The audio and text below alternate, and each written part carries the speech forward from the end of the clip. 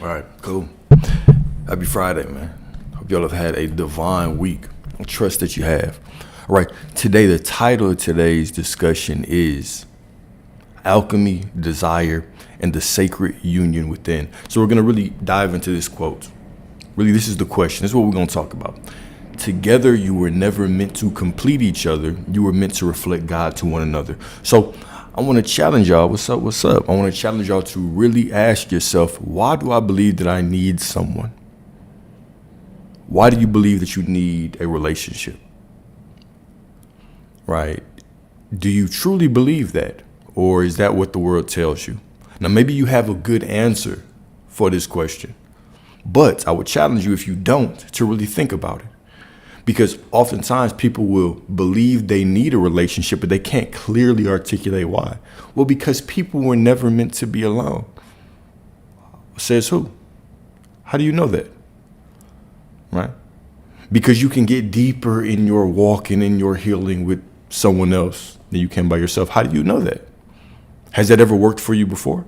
Right? I'm not saying that it's wrong or right. But what I am saying is that a lot of our thoughts about why we need a relationship, why we want a relationship, is just what somebody else told us. We've internalized that belief, and now we go forward so much to the point where there are certain people who, they will want to be with someone so badly, right, that they can't even settle into the fullness of who they are, right? Their mind is constantly on kids, husband, wife. I need to have these things. Why? Why do you need to have those things? Why is it the fear of being alone forever? Why? You came in this world alone. All right. So I want to challenge that belief, but I also want to talk about healing. I want to talk about transmuting pain into, deeper desires. I want to talk about lust a little bit. All right. I want to talk about all this, but I want to talk about it from the lens of programming. Why are we programmed to think that you need someone? All right. Because the truth is that we all have feminine and masculine within us. We all have everything that we need. Right. So on one hand, we say you were born with everything that you need. On the other hand, we say, well, no one is meant to be alone. It seems contradicting. It seems a little contradicting to me. All right. So which one is it? All right. So let's dive into it. All right. So the fire in the mirror. Alchemy, desire, and the sacred union within. All right, so transforming lust into loyalty, healing inner polarity, and seeing the divine in your reflection, especially when it wears the face of love. Okay, so part one, she is the mirror and so are you. Or ladies, he is the mirror and so are you. Okay, so for now, we see through a glass darkly, but then face to face. This is 1 Corinthians 13:12. Okay, for now we see through a glass darkly, but then face to face. What does that actually mean? So for now, in our current state of consciousness, it is like looking out in the world and seeing through a glass darkly. Okay, but then face to face representing when I am in the fullness of my awareness, right? When I have my awakening, after I step out of the dark night of the soul and I see clearly who I am, now I can see the world more clearly. Okay, that's what that means. Now, another verse from the Gospel of Thomas, what you see, you become. What you do not see, you remain. Okay, so what you see, this refers not to our outer vision, but inner sight. Okay, it's not talking about what you see outside. That's what you become. What do you see when you look within yourself? That is who you become. All right. So the ability to perceive the truth of who you are, including your divine nature and your shadows. Okay. The ability to see the truth of who I am is going to be the most powerful thing that I can do. If I can look at the truth of my situation and say, my situation is this, but this is where I want to head now. Powerful. The moment I look out and I say, I don't really want to face my truth. I don't really want to face what's going on in my life. I don't want to face why all these women keep leaving me. I don't want to face why all these men keep cheating on me. Right? I don't want to face why my money is always looking funny. If you do not face them, then you are giving your power away. And these things have to show up in different ways to get you to face them, because it's your consciousness that is your power. Your consciousness, your ability to stand in the fire of whatever is presented to you. This is where your power is. Okay. So this is including your divine nature and your shadows. When you see yourself clearly, your patterns, your projections, your potential, You step into the power to become something greater. Awareness is the seed of transformation, and truly seeing you activate the process of becoming. Okay. And truly seeing you activate the process of becoming, and suppressing you run away from the process of becoming. When you suppress your feelings, when you suppress where you are right now, right? When you even suppress your desires, when you suppress questioning your desires, right? You cannot step into the fullness of who you are, because you have to accept where you are so you can choose what you want next. Life is never trying to punish you. Situations don't come into your life to punish you. They come into your life to give you clarity on what you want next. You don't like this situation. You want something new. How can you know exactly what you want without knowing exactly where you are, right? If I don't know how much all the bills cost, what all the debt looks like, if I don't clearly know this, then I can't clearly say where I want to go. If I don't clearly understand where my shortcomings were in the choosing of my last partner, I can't clearly say where I want to go, right? My consciousness is my power, okay? So conversely, what you do not see, you remain. Because this warns that unconsciousness keeps you bound. Whatever parts of yourself you refuse to acknowledge, your wounds, your ego, your divinity will silently dictate your life, right? And we often think of this from a positive perspective. Well, we think about this from both positive and negative perspective. And an example would be, you are still subject to spiritual law, even if you don't know any better, right? So the more conscious you become of how the world works, the better you can navigate your life. As within, so without, right? People hear this and they're like, I'll be the right woman for the right man. I'll submit for the right man. And then they never find the right man, right? As within, so without. Okay, so if you're just operating in physical reality without understanding spiritual law, you're still held accountable. If you don't know what gravity is and you jump up in the air, your ass is still finna land, right? Ignorance does not give you the power to override something. Okay. The same way with your life. Ignorance of your own situation, how you've been choosing the wrong shit, does not give you superpowers to overcome it. Right. It just keeps you stuck. This life is a mirror, right? You can't ignore the mirror. You have to see the mirror. You have to walk through life and look at it as a mirror. And all the mirror is doing is giving you feedback on what you're doing, what you're thinking, what you're believing. Is giving you an opportunity to change, to grow, to evolve. That's it. Nothing more. It's not personal. It's not trying to punish you, right? You're punishing yourself by suppressing what's in front of you. Okay. So you always have this opportunity to change when you step into your divinity, step into your consciousness. Okay. You will continue living in cycles, mistaking your programming for personality and your trauma for truth. Okay, so this teaching invites you to illuminate the unseen, because what stays in the dark controls you, but what you bring into the light, you redeem. Okay, therefore, to see is to reclaim your power, your purpose, and your path to union with the divine. So I have to start with that up front, with these two divine verses. Okay, Gospel of Thomas. What you see, you become. What you do not see, you remain. If you don't know about the Gospel of Thomas, it's like 100 and something direct quotes from Yahshua or Jesus directly to his disciples, right? So when he was out in public, he talked in parables and metaphors. He was like, if somebody heard this shit, they'd probably kill me, right? But he gave his direct teachings to these disciples, right? Whether you believe he was real or not, these are very illuminating teachings on consciousness, how consciousness works, how to actually control your reality. Right. Never once does he talk about some God out there. He always talks about the God within you. Actually, a very interesting thing in one of these Gospels. I don't remember exactly which one it is. I ain't even gonna get into that. I'll let y'all dig into that rabbit hole. Okay. So love is not something you find. It is something you remember. And most of us are haunted by the reflection we chase in others. All right. Now we about to get into the meat and potatoes. Most of us are haunted by the reflection we chase in others, hoping they will show us the parts we have forgotten to heal. Most of the time, people, we're not falling in love with this person specifically. We're falling in love with parts of us that we've suppressed, right? Man, I love this person's confidence. I have lacked the ability to truly speak in my confidence, walk in my confidence, right? All these things, right? We fall in love with past patterns, Things that feel familiar from our childhood, from past relationships. We just replay it over, disguised as being with this new person in front of us. Okay? So he is not your salvation. She or he is your mirror. No one's coming to save you. This person will not complete you. Nobody will complete you. You complete yourself, right? But here's the thing. You're an infinite being. You'll never be complete. You could never be done evolving. Ever.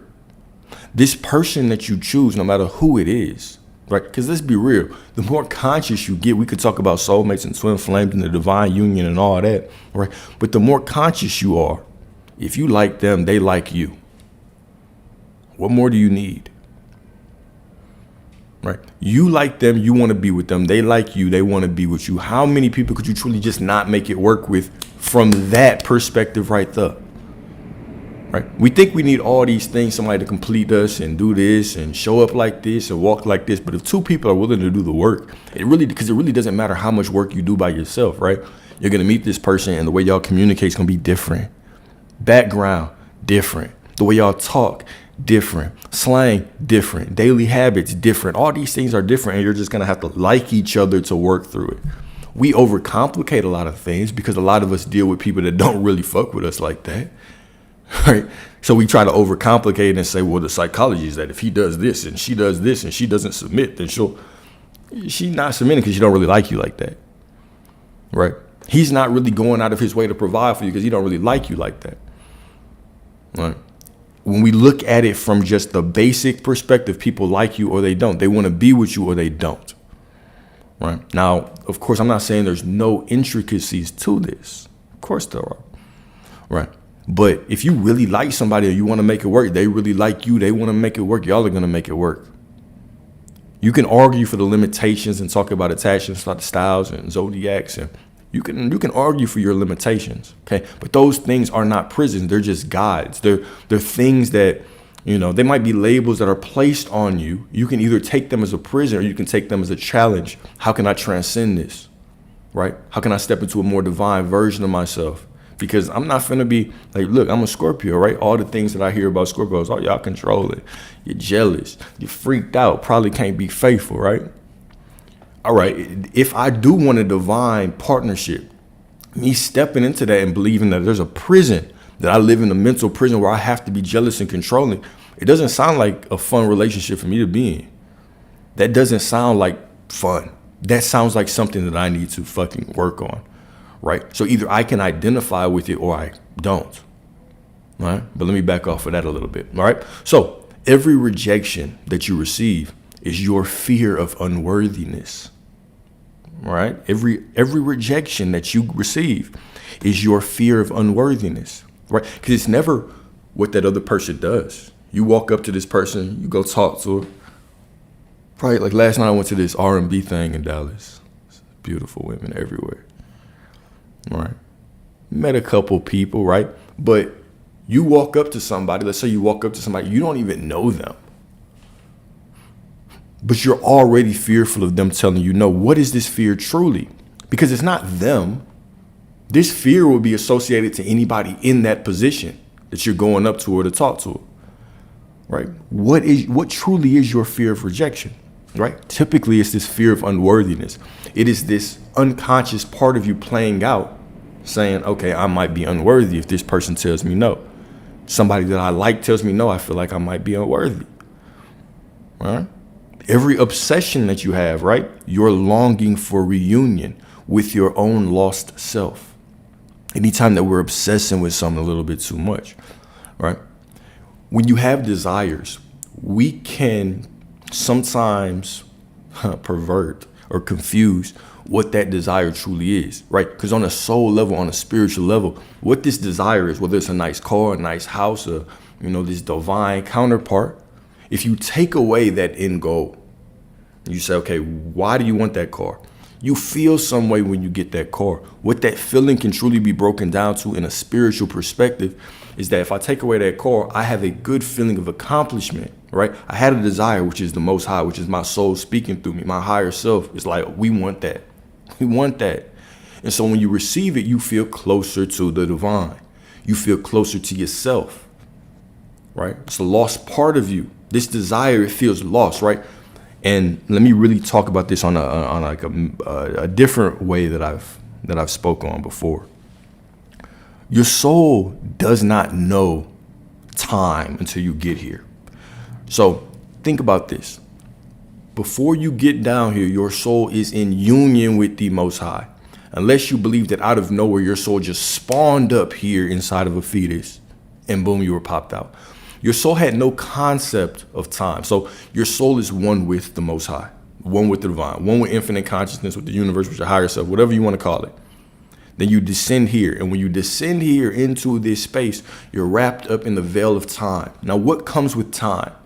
What comes with time is a lot of things. So if I am in a realm where everything is happening right now, a lot of things don't exist. Death doesn't exist because the moment that I'm born, the moment that I pass away, and every possibility in between, every single other life, all exists right now. Okay. Also, everyone that I know is the same way.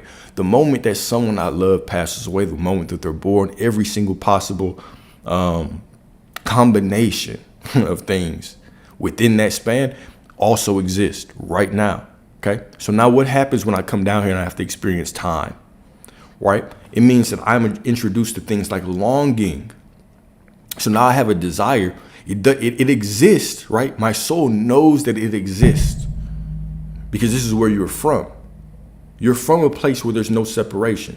So the moment that you think it, you have it, right? A version of you has it. It's unfolding right now. But because I am wrapped in this veil of time, I can't experience it right now. So now I have to go through time to collapse space. I'm introduced to longing. What else am I introduced to, right? If the moment that someone passes and is alive or is born happens at the exact same time, well, now when I lose a loved one, when I lose a relationship, when I lose a friend or job, right? I'm introduced to the feeling of loss. There is no loss in the kingdom. This is what they say when they say, there is no loss in the kingdom of heaven. There is no, it can't exist. Right? If everything happens right now, if everything is here right now, there's no such thing as loss. There's no such thing as longing. And when they say, okay, you have to give yourself this thing, you have to be as if you already have it. And what does that mean? Well, it means that there's a version of you that already has it. You just have to know that there's a version of you that is you. Right? I think when we think of this version of us that has it, we think of some distant Buddha-like version of yourself. Right? They got better abs, right? They're more in shape. They eat cleaner. They're more. No, it's you. You right now in a different reality has this thing. And so by you moving through time, you're just collapsing. Everything is just rearranging around you to meet that version of you or to meet that reality. It's not even a different version of you. It is you, right? But your soul knows this.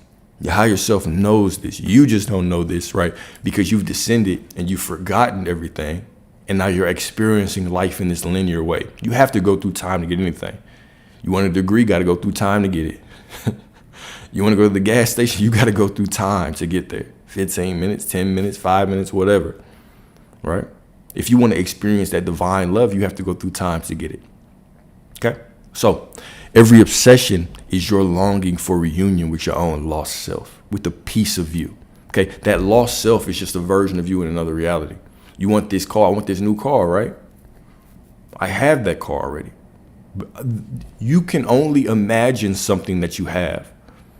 Play this game with me, right? Because you can only imagine something that you already have, okay? So whatever you imagine, you can have it because you already do have it. Now, the only thing that you can't imagine because it does not exist is you not existing. If you try to imagine yourself not existing, you might think of darkness. No, you still exist. You're just in darkness, right? But you cannot imagine something that you cannot have. This is the only thing that you can't have because you're eternal. Your mind can't even, you couldn't even fathom. Like you can't even conceptualize not existing. The hell does that mean? Is it blackness? Like what happened before you were born? What happens in those moments where you go to sleep and you wake up if you don't dream, right? You just go to sleep and you wake up. Did you not exist then? You still can't even conceptualize it. right? You can't you cannot get your mind to that because it can't exist. It's impossible. You will always exist. All right. So every obsession is your longing for reunion with your own lost self. OK, so the divine feminine, when she enters your life, OK, is not there to comfort your fire, but to reveal you. All right. And the same is true in reverse. The masculine, when healed, becomes not dominator, but container. OK, he doesn't control her. He holds space for her return to herself. Beautiful, beautiful, beautiful, beautiful. Okay, so number 2, from lust to loyalty, when desire evolves into devotion. Okay, we're going to talk about that eternal flame within you, that dragon within you, right? That sexual desire that's just raging within you. What do you do with it? What do you do with it? Everybody's talking about control your lust. Gentlemen, control your lust. Ladies, control your lust, right? How? Okay, how? How do you do that? You just keep it in your pants and suppress it and walk away? Well, no, we just talked about earlier, right? We just talked about earlier what you see, right? Your consciousness, whatever you are aware of, you can overcome. But you don't, when you ignore things, it takes over your life, right? If you try to suppress what's going on in your reality, it's going to show up in a different way and make you confront it. You're trying to suppress me, huh? Let me show you in a different way so I can get your boneheaded ass to wake up. All right. Let me show you. You don't want to look at your bank account? Cool. I'm going to send you another notification. Let me send you another bill. You're going to have to look at this. And only through looking at it can you transcend it. Because when you look at it and you say, okay, this is where I am. My power is all in the present moment. Now I can choose where I want to head. Now I can choose where I want to go. Okay. So let's start off with 2 scriptures. All right. Matthew 5:28. But I say to you that everyone who looks at a woman with lustful intent has already committed adultery with her in his heart. Damn. Everyone that looks at a woman with lustful intent has already committed adultery with her in his heart, right? One of the interesting things that we don't really talk about is where's the boundary between lust and what's healthy desire? Where's the boundary? Okay, if I meet a woman and, let's say that we do end up married. But the first time we meet her, I don't know we're going to get married. And I have a desire for her, so I go up to her. What is healthy about that and what is unhealthy? Right? Where's the lust? Where does the lust come into play in this? Right? The times that you come home to your woman, you look at her, she's wearing your drawers around the crib. She just cooked for you, right? She's looking good as hell. You're like, oh, shit. There's nothing I want more right now than her. Which part is lust? Which part is lust, and where does it transcend to healthy desire, right? There's always going to be some form of longing, right? You're always going to have this desire, this longing. We also did a lecture the other day on why most men, especially most masculine energy leading men, why they prefer or want or have a desire to have sex with multiple women, right? We talked about that. And we talked about it from a perspective of you are able to do whatever you want. However, you're also responsible for whatever repercussions come. Because many a man, many a woman has thrown away good things because they could not control that sexual energy. But what do you do with it? Because when we think about this, we'll say, well, that's what God wants. And then you look at the church and they're like, yes, just keep it in your pants. And then they have all these sexual scandals within the church. So where does the teaching transfer from just sexual suppression to sexual transmutation? What do you do with this energy? Where does this energy go? Well, the first thing we have to understand is that your sexual energy is not just tied with expression sexually, right? We call it sexual energy, but it's really just creative energy. It just so happens that the most divine thing you can create is a child. Right, you go inside of a woman, you put your wand inside of a woman, and all of a sudden a baby is born. Right, this is art. This is divine creation. Okay, a new portal is open for another soul to enter this realm. Divine. But there's other things that you can do as well, like we were talking about earlier. All right. You have all of these desires. Okay. So every rejection, your fear of unworthiness, every obsession, your longing for a reunion with your own lost self. Okay. So you have this creative energy within you. What's the purpose of it? Purpose of it is to create. Some people have different desires than others. Some people want big families. Some are cool with one kid, one wife. Some want no kids. Some people are born and want to be a doctor. Some people don't. Some people want to be lawyers. Some people want to be millionaires. Right? I want to push the McLaren. Some of you want to live on a farm by yourself, away from people. This is all creation. This is all where your creative energy can point. All right? And the truth is that the more that you hold on to that sexual energy, the more you increase your actual spiritual powers. All right? This energy is directly tied to your power, to how powerful you are spiritually. This is why even there are some people that will just go on this journey of sexual discipline. They won't even think about it. They just start like, oh yeah, I'm just going to try retention. It's going to make me stronger, perhaps. Then all of a sudden you catch them 60 days later, 3 months later, they're meditating. They're more in the word now. They're reading different spiritual texts, right? They're trying to figure out, well, what's my purpose? What is the meaning of life? There's something spiritual in this, right? If your sexual energy is not pouring out of you from the lower area, right? It's as if it still wants to flow out of you and create this life around you. It wants to make you more magnetic. It wants to pull these desires to you. Okay, so let's talk about that. All right, so in the next verse, Gospel of Thomas, again, I like the Gospel of Thomas, right? Blessed is the lion which becomes man when consumed by man. Okay, and cursed is the man whom the lion consumes. All right, so lust is not evil. Right? But when left unpurified, it becomes hunger without direction. When left unpurified, it becomes hunger without direction. Right? What is unpurified? When you are led by it. When you are led by anything, right? You can't be the master. When you're led by any of these impulses, especially the impulses of the lower three energy centers, okay? When you're led by the impulse of hunger, I'll hit you right back. When you're led by the impulse of hunger, right? You're not in control. Food's in control. If you smell, you don't even got to be hungry, but if you smell some chocolate chip cookies, some warm honey biscuits, right? If you smell that aroma of food, you could be a slave to it, right? The same way with your lust. Okay, if your lust leads you, then every woman that you see, so she looks like a sexual object, right?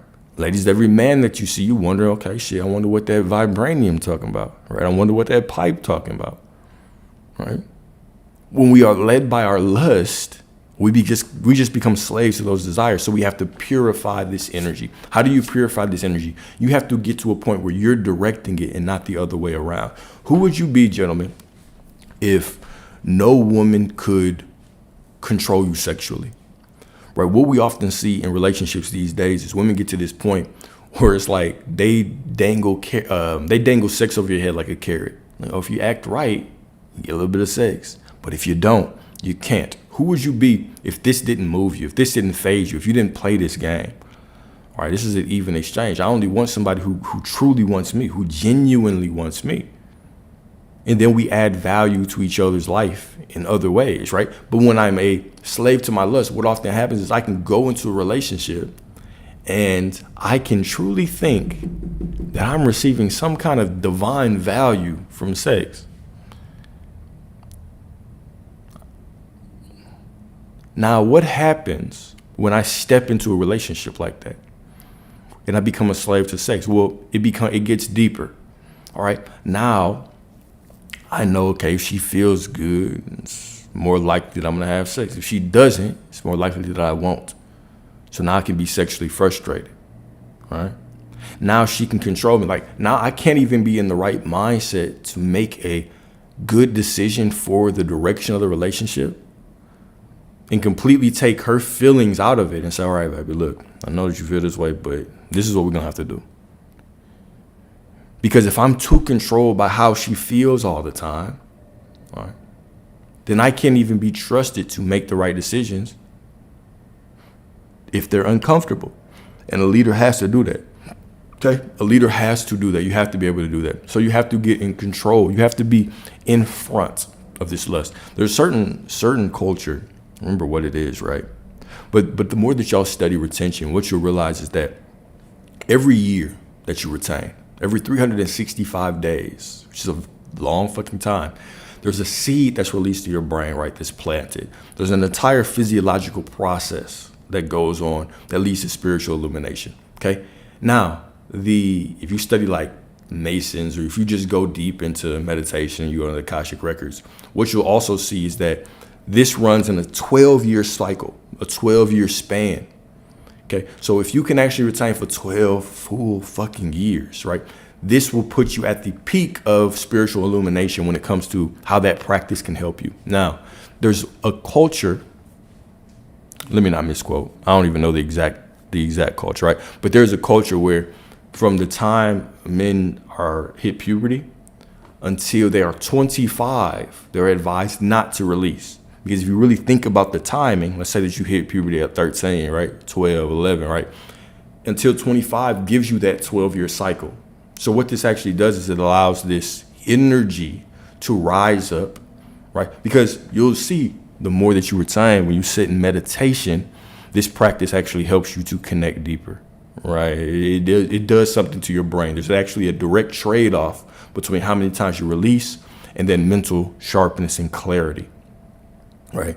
The post-nut clarity is the complete opposite of what I'm talking about, right? The clarity that you have when you hold on to this energy and you try to purify it and direct it, it's something that you cannot explain until you embark on the journey, right? Until you embark on the journey, you just don't know. If you don't know, you just don't know, right? But there's this 12-year period where this group goes to because they understand this power, right? It's like, okay, once you're 25, and you've done this for this 12-year span, now you can go out and get your woman because you're not going to be a slave to the sexual desires, right? You're also just more evolved mentally, because how many of us truly make the right decision or the best decision with our life partners when we're young? How many people you know that when they were 15, 16, 17, 18, any teen, were choosing the right people to be with? You were still walking around with a half-developed brain, right? So this does a lot of things, right? But that's just an interesting side story. Maybe I'll look that up more and send that. But okay, so men, you were never meant to bow to your urges in anything, right? You're never meant to bow to your urges. You were meant to master them, okay? To transform lust into clarity, into commitment, into creative fire. And here's the thing. If you've embarked on this journey, if you're trying to master your lust, what you'll really find out quickly is that the idle mind is the devil's workshop. Try to practice sexual discipline without staying busy. It's very difficult, right? Because this energy wants to do something. It wants to either create a better life for you, or it wants to go find some women, or it wants to get on them porn sites, right? It wants to do something. So your best friend is going to be movement, finding goals, right? And the beautiful thing about desires is desires lead to more desires.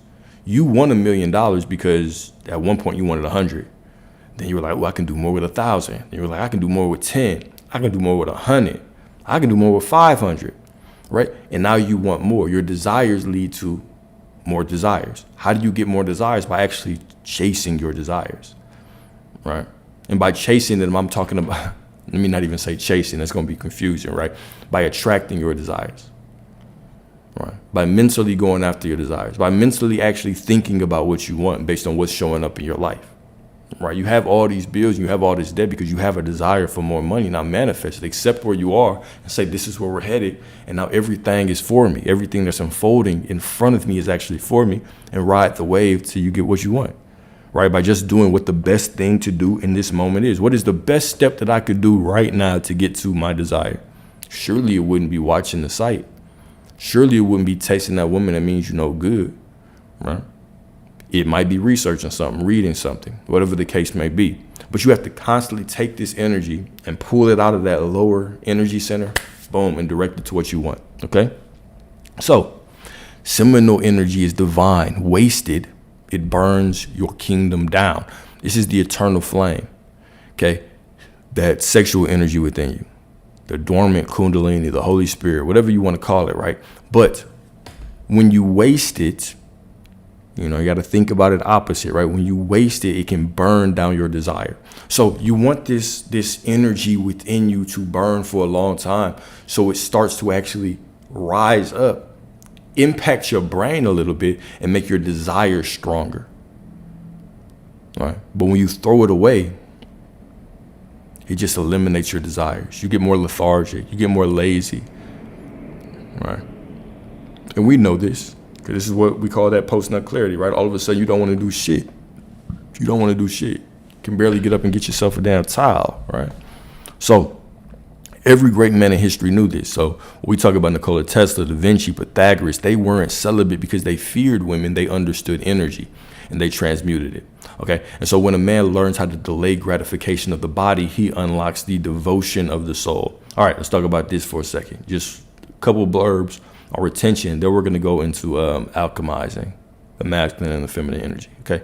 So seminal fluid is not merely biological. It is spiritual currency. In many ancient traditions, including Taoism, Tantra, and certain mystical Christian teachings, semen is seen as life force energy or vital essence. It carries not just the power to create life, but to awaken higher consciousness when consciously retained and transmuted.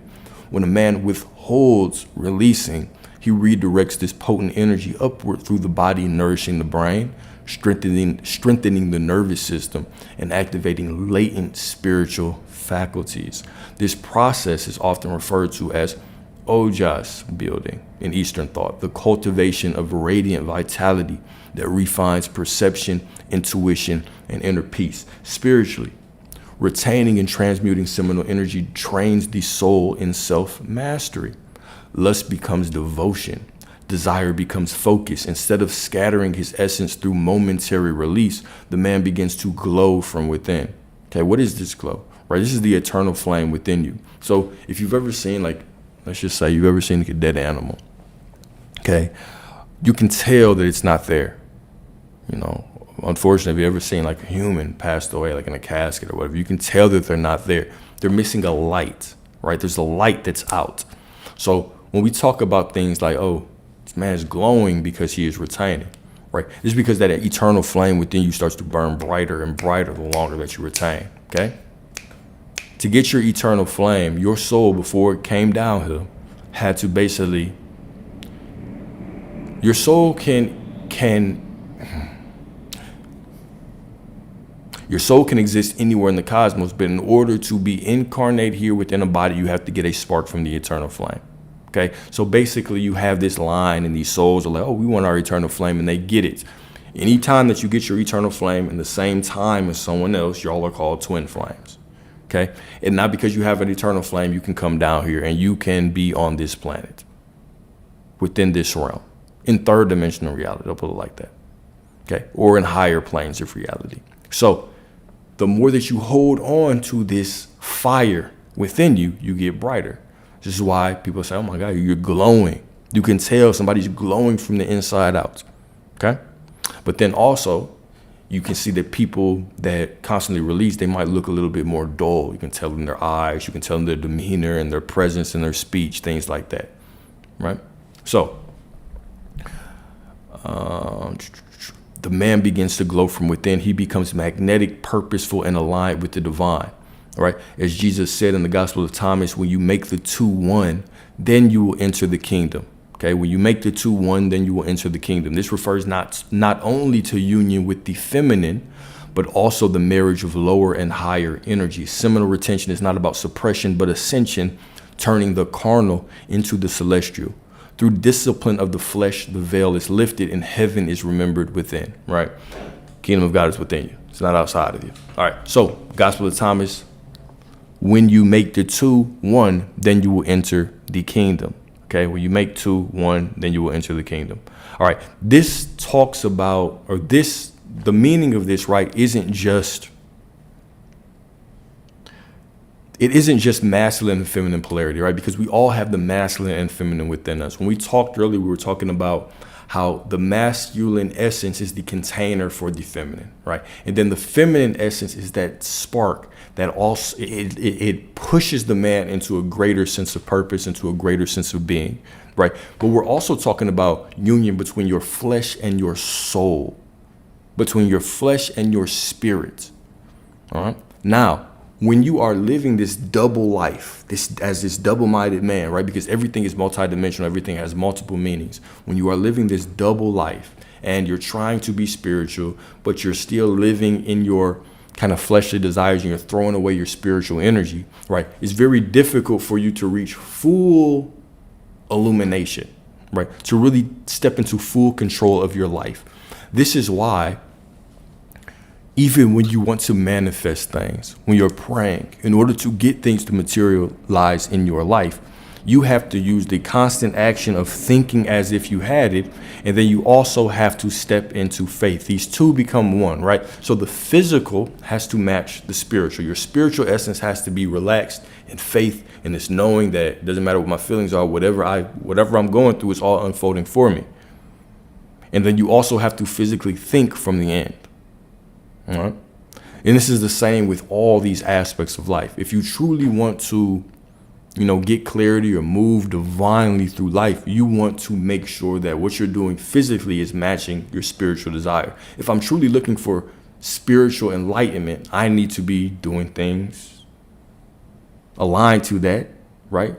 In the physical realm. So if I'm looking for spiritual alignment, I want to be practicing sexual discipline. I want to be watching what I eat. Right, I want to be doing things that match. There's always a spiritual undertone to my physical reality. Okay, cool. All right, so there is neither male nor female, for you are all one in Christ Jesus. Now, this goes back to what I was talking about needing somebody. Right? Do you need somebody? Do you really need to be with someone? Okay, because we tend to say things like, "Oh, men need women and women need men, and we're better together." Do we? Do you truly need to be with someone? Do you truly need to marry someone? And if so, why? Right? What is your reason for this? Is it because y'all make each other whole? You help each other grow? Right? And the constant argument I have is, well, a lot of people have people in the past and it hasn't helped them grow that much. Right? And a lot of times the growth that you do is typically after the pain of leaving that person or breaking up with that person. So do we truly need relationships? Now, that's up to you to answer. But when you're constantly chasing these relationships from this perspective of lack, I need someone to complete me. I need someone to fulfill me. I need someone so I can feel worthy. I need someone so they can validate that I am this good woman, a good man. And because I am, now I have this good person. Well, it's very difficult to obtain anything from this state of lack. A lot of people are walking around in a state of lack, especially when it comes to relationships, because you truly believe that you need somebody. You truly believe that you need someone to complete you when you don't. You were born with everything you need within you. Right? Even when we talk about feminine and masculine energy, we all have both within us. You have everything that you need to live the most fulfilled life, even without someone. Right? Maybe it'd be nice to share it with somebody. Right? But if you're not comfortable with experiencing this life by yourself, well, what difference is somebody else going to have? Right? You're just going to be using them to validate your own sense of loneliness, of unworthiness. Okay? So I want to talk about desire from a different perspective. You don't have a desire for somebody because you want to be whole. You have a desire for somebody because you actually want to get closer to God. It's because your soul was in union with the Most High that you descended into this third dimensional reality and you forgot who you were. You were wrapped in the veil of flesh and blood and bones, right? Now you have to go through time to get things. You're introduced to separation, to lack, to longing, to loss. All these things that are not relevant, that don't exist in the kingdom of heaven that is within you, right? And so the moment that you come down here, this is a shock. This is a very traumatic experience. When you think about a soul coming into a fetus and then staying in a womb and then going through this birth canal and then taking all of these years to come into consciousness, because you don't even remember your first few years of life. When do your memory kick in? what, 8, 9, 10, 11, when you really start having memories. Before then, you don't have many memories, right? Your soul is still trying to adjust here. So as you are trying to adjust, and then when you finally do, right, your soul has went through a traumatic experience. You don't think that just going from the divine and dropping here, and it takes so long to adjust that you can barely remember it? You don't think that's a traumatic experience? The most traumatic part of that is that now you are disconnected. Seemingly, there's an illusion of disconnection. And so now with everything that you're doing, you're trying to get closer to God. You don't want that divine counterpart truly because you just need someone to complete you. You want someone to see the God within you. You want someone to remind you of the God within you. This is what you desire, right? You want to make your impact on the world because you want to feel powerful. You want to get connected to the God within yourself, right? And everything that we do as humans is this attempt to find God. Doesn't matter what you study. You study in physics, biology. It's all the study of God, right?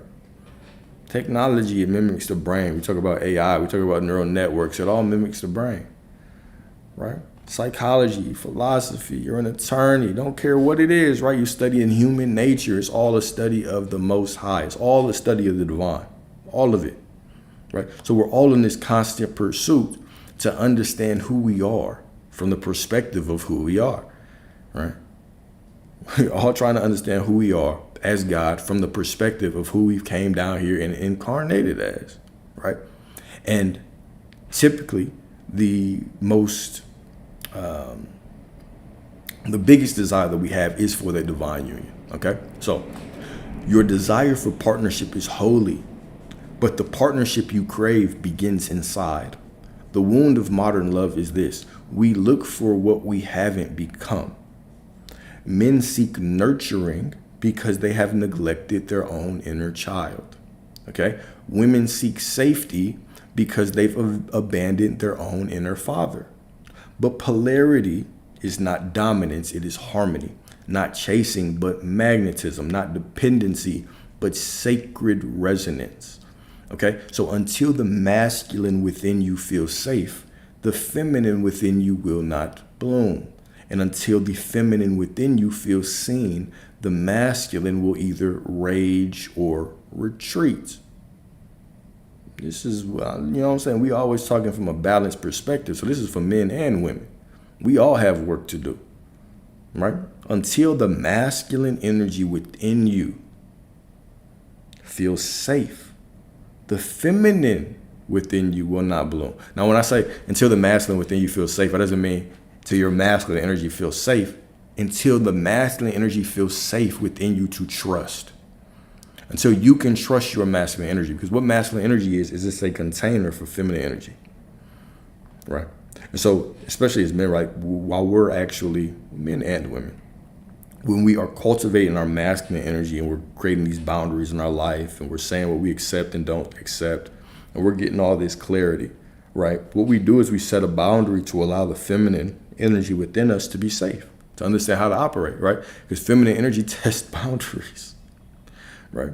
And so the more that you cultivate this feminine energy within the container of your masculine energy, you can also see the divine traits of the women outside of you, right? So everything is related to everything, right? Until the feminine within you feels seen, the masculine will either rage or retreat, okay? Until the feminine within you feels seen, the masculine will either rage or retreat. So if you want divine union, then learn to marry yourself first. Okay, we have to go on this divine journey to marry the masculine and the feminine energy within us. Okay, we have to go on this divine journey to marry this energy within us. All right, so devotion is the new discipline. So you will know them by their fruits. Matthew 7:16. Then John 10:30. The Father and I are one. Okay, we are not here to repress. We are here to redirect. Okay, sexuality is not the problem, disconnection is. True devotion begins when you realize your seed is sacred, not just biologically, but energetically. You are carrying blueprints, not just urges. You are called to create more than children. You are called to create heaven on earth through your frequency. Okay, and so to men, Loyalty is not just fidelity to a woman. It's fidelity to your higher self. All right. And that so women, your power is not just in beauty. It is in the truth your presence exposes. It is in the truth that your presence exposes. All right. When I talk about how women test boundaries, one of the divine things about the feminine energy within you is that the feminine energy within you kind of wants to, all right, this feminine energy within you is going to push you to more desire, right? It's going to test your boundaries, right? It's going to show you where you're lacking. It's going to show you where you need to be a better leader. It's going to show you where you need to have stronger boundaries because you just wanted to flow with the freedom of life, and your homeboys called you and they said, we finna go out tonight, and you know you got to work tomorrow, and now you have a shitty day, right? That energy within you that wants to flow and be free, it requires the boundaries of your masculinity to say, but I have something to do tomorrow, right? So, maybe I can stay out a little bit, or maybe I don't drink tonight, or I put a hard curfew on myself. This introduces you to your own boundaries. Right. And so when you can allow that inner child within you, right, that feminine energy within you to flow, all right, but also keep it within the solid boundaries of your masculinity, well, now you understand yourself more, but you also put yourself in a position to be a better man for a woman that's in your life, right? Because all relationships require boundaries, right? So together you were never meant to complete each other. You were meant to reflect God to one another. This is really the divinity of relationships, is that the most divine person that you meet, they're going to reflect God to you, right? They're going to reflect the Most High to you. They are not going to allow you to dim your light for them, and they're definitely not going to let you dim your light for the world, right? This is going to be a person who steps into your life and says, no, I see the God within you, and I'd accept nothing less. And these are the areas in your life where you're falling short, where you need to be better, when you need to do better, where I expect you to do better, right? It holds you accountable. And accountability can be uncomfortable. Now, what do we have to do to prepare for this? If I'm not able to make this, everything is connected, right? This goes back to what we were talking about earlier. If I'm not able to fully accept where I am in life right now, and shine a conscious light on my shortcomings, on the things that I want to change, well, then how will I do that with someone else? Okay, how can we sit together and expose our consciousness and point our consciousness on the things that we need to fix within one another, within ourselves, for one another, right? If we can't even do it alone. So many people think that they're just going to get into this relationship and all of a sudden they're going to be able to work through things with this person. And most of us have, if we haven't done a lot of deep work, most of us do have this delusional sense of, most people do have a sense of entitlement. This is why we can go to a therapist and they can tell us stuff's wrong with us, and then we go out and we expect people to tiptoe around it. Oh, well, I'm this type of person, so I have to be with this type of person. You have to do these things because I've been through this. I've been through this and this is how I am, and you have to do these things. But if somebody else came up to you and said, you know what, I've been going to therapy and I realized that I went through this stuff and now I can only communicate like this, and I know that you want this, but I can't provide that because this is just how I am, and you're just going to have to not get that. You will move on. But most of us, right, most people in general tend to be more selfish with their desires. We want other people to be a finished product when we haven't done enough work on ourselves, right? So until we can start pointing that light of consciousness on our own shortcomings in our own life and start expanding, start doing better, start living life differently, then when other people come into our life, we're going to wonder why. Why are things falling apart? Why? How come this person won't just do the things that I need them to do? Do they really care about me? Right? Well, do you care enough about yourself to start transcending some of the prisons, some of the mental prisons that you place yourself in? Right? This is the first step of self-love, right? And once you get to that point, now you can actually attract this divine person into your life, right? We have to be able to sit through discomfort together. And it's going to be very difficult for you to sit through discomfort with someone else if you can't sit through discomfort with yourself, right? You have these uncomfortable feelings that come up, and instead of you sitting down and processing them, maybe writing them down, just feeling them and kind of allowing them to go through you, and instead you want to get on the phone and you want to scroll Instagram. You want to go to the refrigerator. You want to distract yourself, right? You want to watch explicit videos of TV or whatever the case may be. But when it comes to someone else, you would expect them to sit through the discomfort with you. You're not even a match for that, right? You're not even a vibrational match for that. Okay, so the only thing that you can attract is someone who cannot do that, because they have to reflect to you that you have to be able to do that for yourself.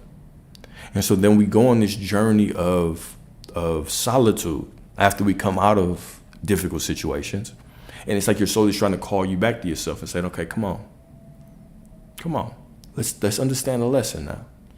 Right? You were out there, that person validated you.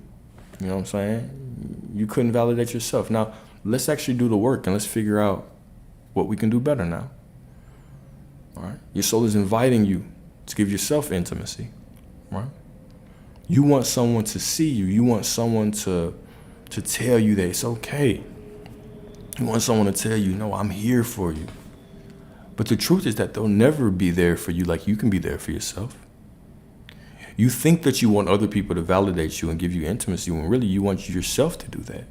You're the only person that lives with you in your mind 24/7, right? And so when's the last time that you told yourself, like, we went through this difficult shit together and I'm proud of you that we were able to do it. I'm proud, I'm grateful that we were able to go through this together. Oh shit, the puzzle piece. All right. I'm grateful that we were able to make it through this difficult time. I'll be here for you. All the intimacy that I'm trying to get from the external world, I'm going to give it to you. All right. The two exercises I always talk about is writing yourself a letter, a love letter about the difficult times that you've been in, and then read it to yourself in the mirror. Alex, bruh, I love you. I know that we've been through some shit, and this last year probably wasn't what we expected, but I'm proud of you for the moments that no one else seen. No one else saw the moments we cried. No one else saw the moments we struggled, the moments I thought that it was going to be over, but I am here for you, and I'm going to give you this time to grieve, and I promise that I'm going to do better for you. It's the last time you just did that to yourself. But you want someone else to do that to you, right? What you'll see is that you really are not craving someone else to do this for you. You're craving you to see yourself. No one else will ever see you the way that you see you. No one else knows what you've been through like you know. You could explain until you're blue in the face. They'll still never understand. They'll only understand through the limit of their perception. That's all they'll understand. Right? When's the last time you held yourself before you went to sleep, right? The second one, number one is the love letter in the mirror. Number two is hold yourself to sleep. Put your hand over your heart and tell yourself, I love you. Tell yourself good night, I love you, man. All right, we're going to have a good night's sleep, and tomorrow I'm going to be here for you again. All right, and I will be here with you every night, and I will never leave you. Because you won't. And you're the only person that can truly give yourself that promise. You want other people to do that for you. You have to be able to do that to yourself. And then allow the outside world to reflect that back at you. But what you'll realize is the moment you start doing these things for you, that void within you starts to close, and you realize, damn, I have been fiending for intimacy with myself all this time, and I've been trying to outsource it to the external world when they could never validate me like I can validate me. They'll never know how difficult it was for me to get up this morning when I was heartbroken and still go to the gym and still show up for everybody else in my life, and then get back home at the end of the day and take a deep breath and be like, damn, I'm hungry, but I'm tired, and I want to cook, but I'm tired. I'm just gonna go to sleep. No one else knows those days you had. No one else knows the days where your ass was going through that heartbreak and you were trying to put on a mask for the whole world. And no one knew what you were really going through. You told them a little bit, bits and pieces. You didn't really want to annoy anybody else with your story. And then you got home and Close the door, turn off the lights, and you sat in silence. And you sat in that pain and you did not know if you were going to make it through. You said, I don't know how the hell I'm going to get over this. Nobody knows that but you. But you did, and you're here, or you're still going through it. And your body, your soul, you are begging yourself, please give me some intimacy. But you're confusing it. You're thinking that you want intimacy with someone else. You're thinking you want someone else to hold you. You want someone else to make you feel seen. You want someone else to validate you. You want someone else to love you. You don't. You want you. You want the only person that matters. It's you. You're the only person that matters. And then you get reflected. These parts of you that are crying out to you, they get reflected in all these people outside of you. And so when you can't validate yourself, you start attracting people that they can't validate you either. They give you a little bit of validation, they pull it back. Just enough to hurt you, then they disappear. So you can go back into the silence with yourself and start giving yourself these things.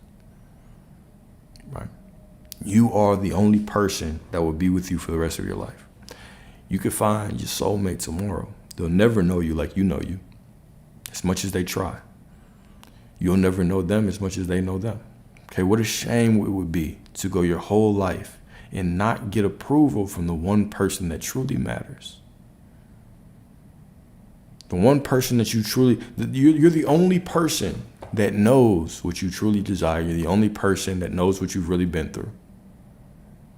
And you've never given yourself this credit. You've never affirmed yourself. You have never put your hand over your heart and just looked at yourself in the mirror and said, I'm proud of you for all the shit that you've been through.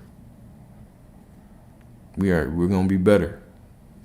And I promise I will always be here for you. This is something that can give you a lot of healing. It can give you a lot of wholeness. And it can allow you to walk through life with a lot more confidence, knowing that you're never alone. It's always you and you, right? You always have a teammate. You always have a teammate. Right? You are going through this life with yourself. Your higher self is within you. Your soul, your spirit, the Most High, whatever you want to call it, is all within you, right? All these things are ready to be comforted and consoled by you, right? Stop ignoring these calls for intimacy, okay? Stop ignoring the calls for intimacy. Well, it feels better when someone else confirms it, because what you're noticing is that we all are one mind. So the more that you affirm something to you, the outside world has to reflect it. And so when someone else comes and they tell you your affirmation, it reminds you that you're not alone, but you're never alone. You've never been alone. Right? That's why it feels better. Right? But they can only do that because you confirmed it to yourself. Right? They can only affirm you if you've affirmed yourself. This is why I want you to really think about it. If somebody tells you something that you don't really affirm, or it doesn't make you feel good, or you do not feel worthy of it, it's like you can't even really accept it. You can't even really accept it. Right? But you accept it because you accept the things that you know are you. And this is one of the other things, right? We have to get better at receiving. Right? We have to get better at receiving. We have to be cheerful receivers. All right.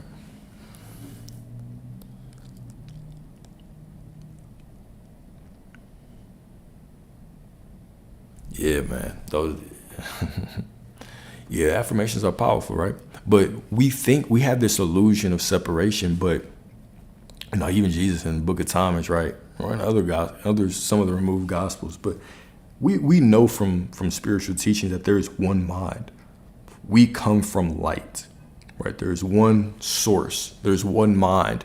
And we descend here into this reality, and we're all just perspectives of that one mind, right? And that one mind flows through everything. So my thoughts aren't just my thoughts. My thoughts are everyone's thoughts. How I believe someone shows up is how they show up. How I believe myself to be is how people show up in my life and confirm me to be, right? And so the more that we become in tune and aware of this, and the more that we can flood our thoughts with what we want, the more that we'll see, man, everybody thinks the same. People come up to me and they randomly tell me what I've been affirming.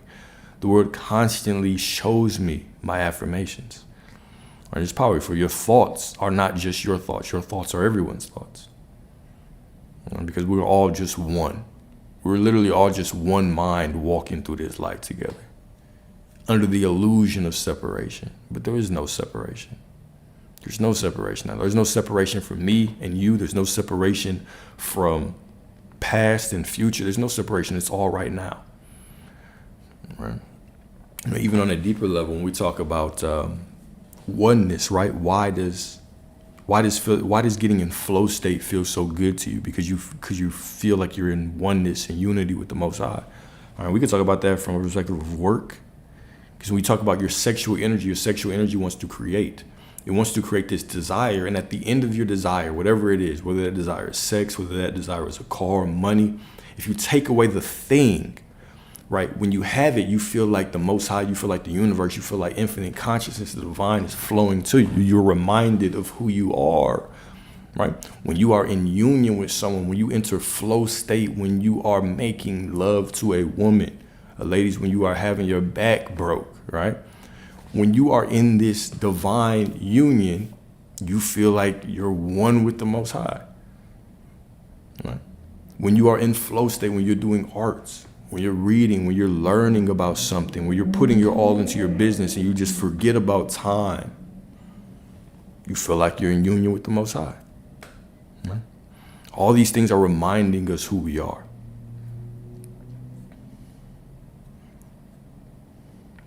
Oh, how come when you're trying to help someone, they'll look at it as an attack? Well, you can only meet people where they are, right? So a lot of us, myself included sometimes, something that I always have to check myself on, more in the past than lately, but still working on it, is everybody is on their own journey. There are certain things that you know now that if somebody came up to you 5 years ago and told you those things, you would say, you're crazy. Right? There are certain ways that you handled relationships in the past that you would handle differently now. Right? We all grow on our own pace. And you can read a book 10 times. If you're not ready for the information, it doesn't matter, right? You're not going to get the information until you're ready for it. This is the same way that everybody goes through life. See, we think that we can drag other people to salvation, but we can't. For instance, this is a basic example. Let's say that I'm in an abusive relationship. Let's say that I'm being abused, okay? And let's say everybody around me or somebody around me that's close to me sees this, and they're constantly telling me, bro, you need to leave. What you doing? I could know that I could leave. I could know that I should leave, right? But who's to say what my journey is in that situation? Now, if I'm on the outside looking in, my love for you makes me want to, bro, you have to see the God within you, man. You have to step out of that situation. You have to do better. But then when I truly take a step into the divinity of me, I understand that everything is a lesson, and we grow when we're ready to grow. And sometimes we can leave a situation, but the situation is still within us, right? So sometimes I can say that I'll quit drinking. I can say that, I don't want to be in this abusive relationship anymore. And I could walk away today, but it might still be in me. I still haven't conquered that within me. So the situation might present itself to me again, just in the form of another person. Or I'll go back to this other person because there's some lesson that I haven't learned yet, right? While the noble thing we think is to try to drag people to their own salvation, who's to say that they won't just enter another situation that's similar because they still have to learn? So we have to be able to give people the grace that we were given on our journey, because none of us learned everything the first time. The first time somebody told you something, let's say that you believe spiritually now, you might look at them like you a little off for telling me that, right? So we all learn on our own pace. We just have to give people grace, and then we have to also have the discernment to say, at what point is it affecting just my mental health by trying to drag you out of a situation that you don't want to get out of? I have to trust that everything is unfolding divinely for you, right? For sure. You just plant the small seeds, right? You can plant the seed But when it grows, when it starts to grow roots, when it bears fruit, it's not up to you, right? All seeds grow at their own time. No one shall know the hour, right? So you can do things, but if you find yourself in this position where it's like, damn, it's cost to be my own mental health. I'm the one that's sitting around crying because you won't leave the situation. Well, maybe I need to do some inner work on myself. Say, okay, yeah, sure, I love this person, but do I really trust the divine flow? Of course, you don't want anybody to get hurt or get, killed or anything like that, or put themselves in a situation that can cost them their freedom or their livelihood or whatever, right? But at what point do I remove myself from that situation as well? Okay, these are all divine things. Everything shows up to us as these tests, right? There's some times where I'll figure out or I'll realize, damn, maybe me trying to help them is more spiritual ego. It's like, okay, they have their belief, I have my belief. What makes me think that my belief is so much better than theirs? Who's to say in 5 years I won't have their belief, right? Who's to say what is truly true or not, right? And if this is not causing them true harm into their life, why am I trying to really pull them to it, right? Or if somebody constantly goes back to a certain situation, well, who am I to say what their soul needs to develop? Right? Because one of the other spiritual truths is that before we incarnate here, we do make choices based on what we want to experience. Right?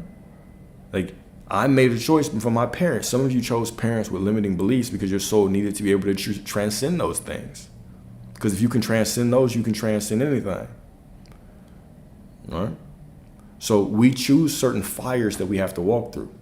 Right? This is the story of the phoenix, the metaphor of the phoenix, right? This is a divine bird. It sets its nest, builds its nest, sets it on fire, goes in, it kills itself, right? Your soul sets these checkpoints in front of you as situations and events, as fires that you have to walk through. And when you walk through that fire, it burns this old version of yourself. Now, you can either allow that feminine energy, that water, that rain, that those tears to wash that old version away. And then you sit in the solitude of the metaphorical womb of your life, and then you're reborn as a different person. Or you try to jump back into another situation, you don't learn a lesson, you try to drag that old version of you into the future. And now you have to go through another situation that's only meant to burn that old version of you away, so you can rise as a better version of yourself. Right? And sometimes we'll see people trying to drag old versions of themselves along. And this manifests as them trying to pick the same type of people over and over again in the same type of situations because they haven't learned the lesson. But it's not my job to learn a lesson for someone. I might be able to see it from my perspective, and I might even think I truly know. I might genuinely believe that I know. I know what you're going through. I know the lesson that this is trying to teach you. However, who really knows besides that person? That might be a piece of the lesson that I know from my perspective, looking outside in, but there might be more that they have to learn, right? Our ego does come into play a lot, where we tend to believe that we know others more than we know ourselves, but we can really only see life through the frame of our own perception, our own perspective. And though we can love people and believe we want the best for them, no one really knows what the best for anyone is, right? Even parents, they think they know the best for their kids, and they'll say that. Right. Sometimes my parents still, well, no, not still, but they said it for a long time, right? Even when I stopped working, it was like they thought they knew best. And they did from their perspective. From their perception, from their perspective, their truth was their truth. And I respect that because they were just doing whatever out of love for me, right? But my walk was specific to me. And whether that's a walk through pain or a walk through just growth and learning who I am, well, it's something that I'm going to have to walk through. So, long-winded answer for a very divine question. So, appreciate that.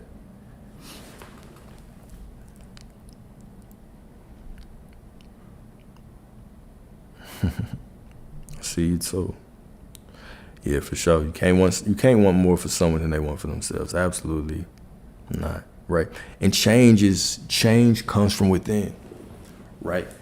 no one can truly make anyone change. You can plant a seed. You can try to inspire or motivate them or show them. But the only person that can change is me. I'm the only person that can force myself to change. Now, I could change because I want to change for someone else. I would want to change to improve myself, but no one can drag me to change. No one can drag me to salvation, right? It's just impossible. We have to meet people where they're at. We have to give people the grace and understand that we're all on our own journey. And really, everybody's just trying to figure this shit out. No one really knows 100% what they're doing here. I want y'all to let's really think about humanity right now and what humanity is. There's just a bunch of people, evolved beings, that are walking around in costumes pretending to be things, right? You go to school for a certain amount of years and now you're a doctor, right? So you've learned this terminology, you've learned how to navigate the body, and you dress a certain way, you speak a certain way, you hold yourself a certain way. You look at the news, people that are on the news, they speak a certain way, they carry themselves a certain way, right? Like we're all just pretending, right? Nobody even knows. Even when you have a child, right? Nobody has a guide that's like, this is how you actually have to be a parent.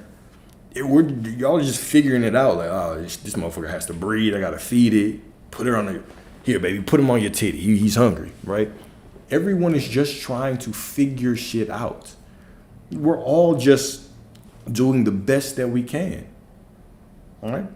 And we do sit around, we judge people more than we should. But that's also a part of human nature, is that whatever we do, we're going to be judged, right? Whatever we do, we're not going to know what the hell we're doing.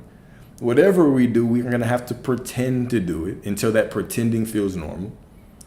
Right. This even goes more into when we talk about manifesting, right?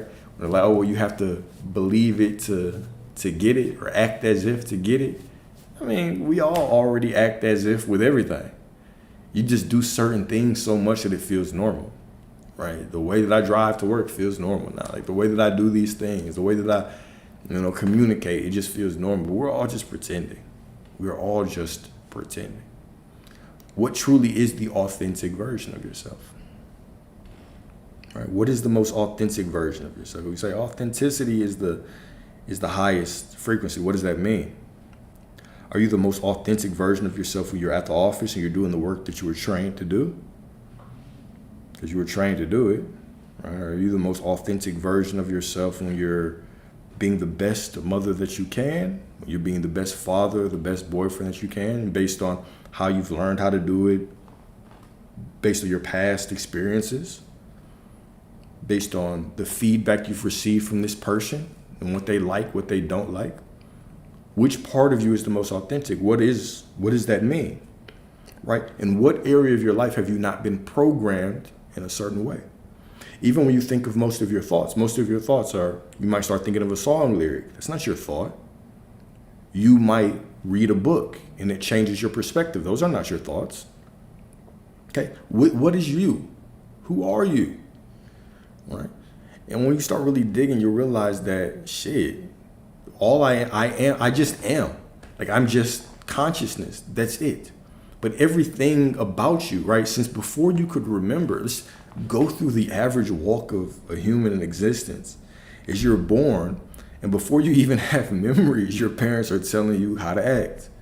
Tell them, don't touch that. Do this. Clean this up. You have to do this. This is your chores. Right? This is the time you go to bed. This is what you have to study. This is how you have to read, right? And then you have memories. You start getting memories with around like 8, 9, 10. And then kids start to rebel, right? Because your soul is like, damn, we programmed like this. I don't even remember. I'm just coming into consciousness. And so parents are like, I just have to really enjoy my kids when they're young because they get to a certain age and then all of a sudden they don't want kisses and hugs anymore. All right? Because they're trying to figure out who they are. They're trying to figure out what's programming and what isn't. But then everything's programming. So we start programming ourselves even more. So then we go into school and they tell us this is how you read. This is how you study. This is how you have to think. This is what makes you smart. This is what you should believe. Okay? Then you go to the job and they teach you this is how to work. This is how to do this. This is your performance review. This is your salary. This is what you should do. Like, the world tells you this is the American dream. Go get your house. This is what you have. What part of this is you? Okay, what part of this is authentic, right? So then we go into this journey of authenticity and we realize most of the journey is trying to forget shit. It's like, shit. All right, in order to get closer to myself, I have to forget a lot of these things. I have to start to reduce the limitations in my mind. So even when we go into scripture, right, and it says, all right, well, if you want to enter the kingdom of heaven, if you want to manifest, if you want to get closer to the God within you, you have to be like children. What does that mean? If you ever seen a child play, like pretend that they were Batman or Superman, you can't tell that little musty motherfucker that he's not Batman, right? You can't tell him that the toys that he's playing with are not real, okay? But oftentimes when we go into imagination, when we have desires and we start thinking about what we want, right? We start putting limitations on, oh, I want to be this, but, you know, the economy and the market, and I might not get paid that much to get this yet, right?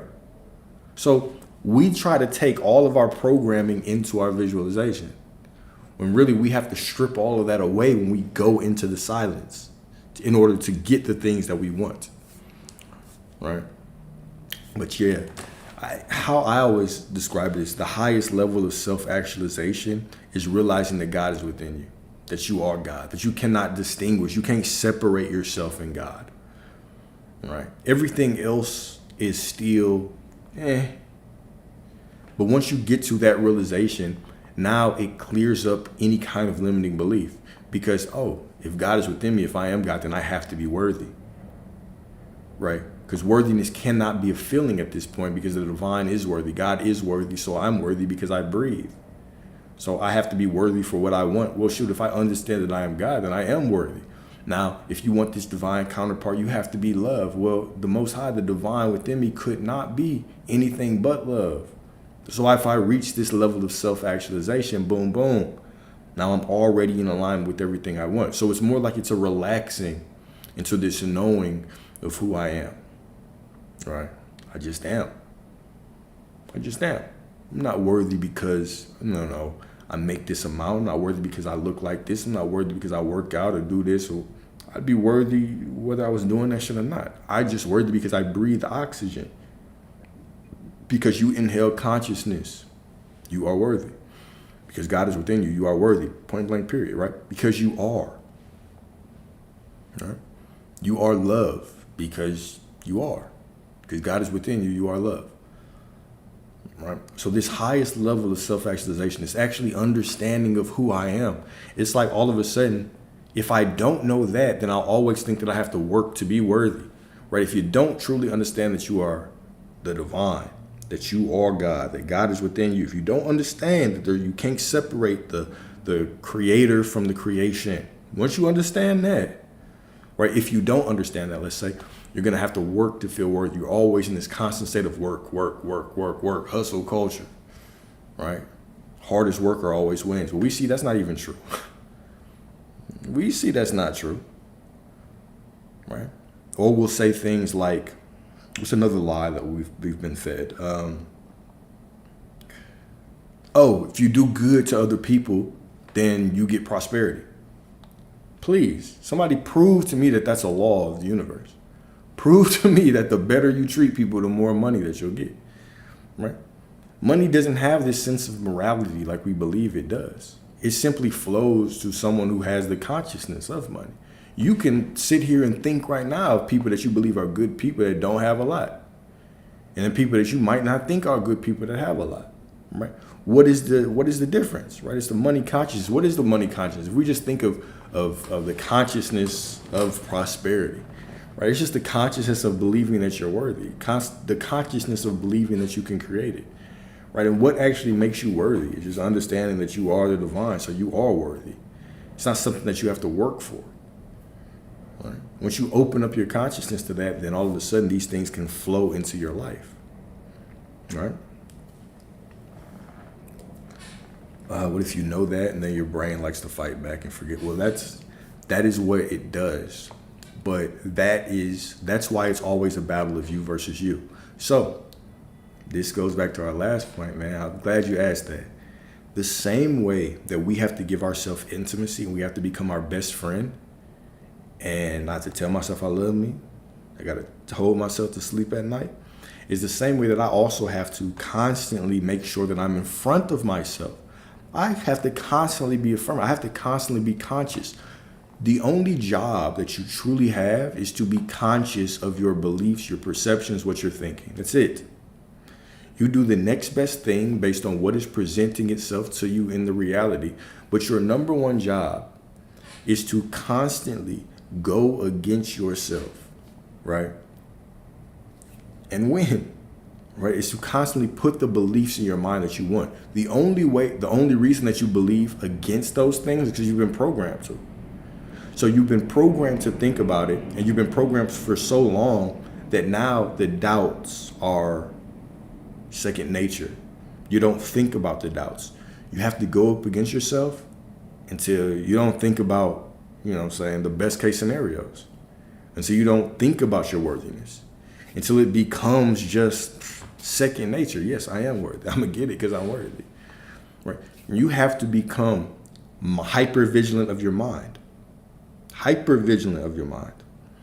Right? Got too many things this week.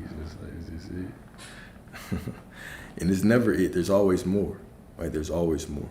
But yeah, that's the only suggestion, or that's the only answer.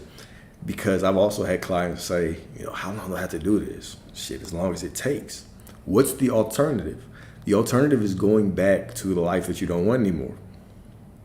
Right? You either stick with this and your life becomes a playground, and you start to get the things that you want. Those things start to flow into you, right? You either go that route, or you go back the old route, and you go back to lazy thoughts, lazy thinking. But disciplining your thoughts is just like anything else, right? If you go to the gym today and you've never lifted a weight, it's going to be difficult at first. But after a couple of weeks, couple of months, you'll be a lot stronger. You'll be able to throw around some of the weight that you used to struggle with very easily. So the more that you work on these thoughts, you get stronger, you get better at it, right? And life gets better. And then life gives you feedback, right? The same way that you work out and now you start taking your shirt off, you start looking in the mirror, you start saying, okay, your boy looks good. Let's go to the pool party. It's almost Memorial Day, you feel me? The same way that you do that, you have to keep on doing it. You have to keep on doing it. All right, cool. So this is my thing, right?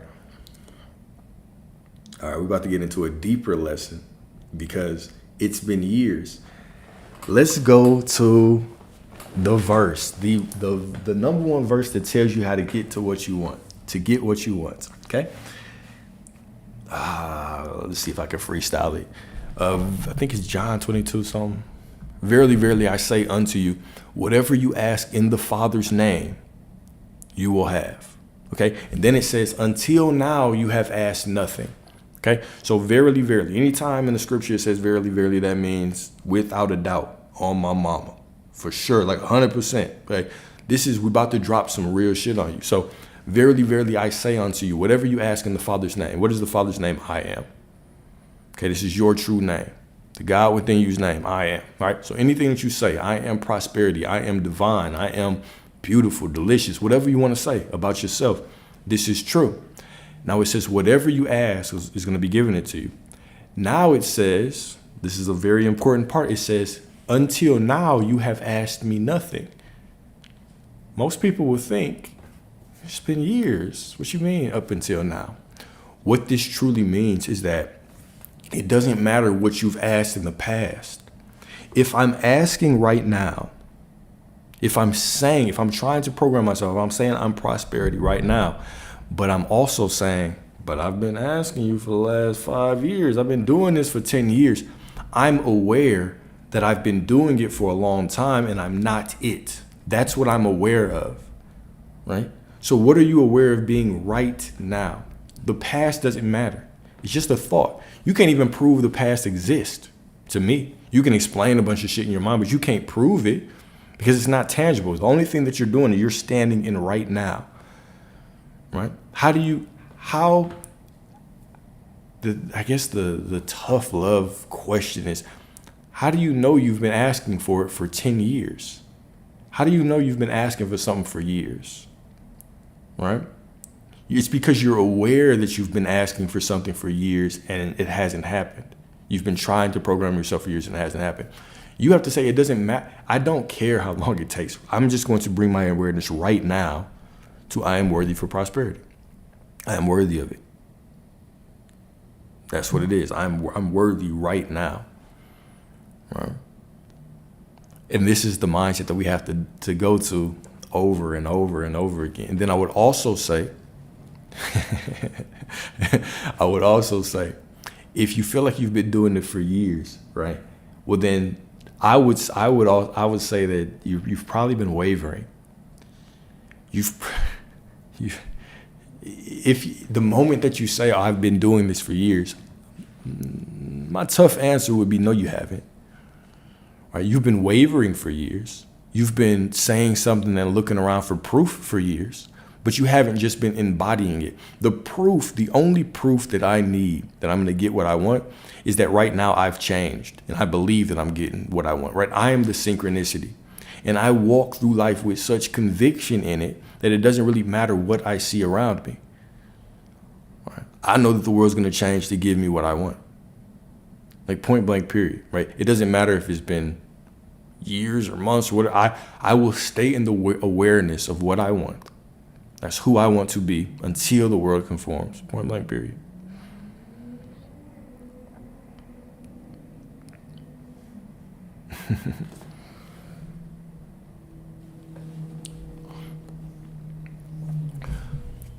But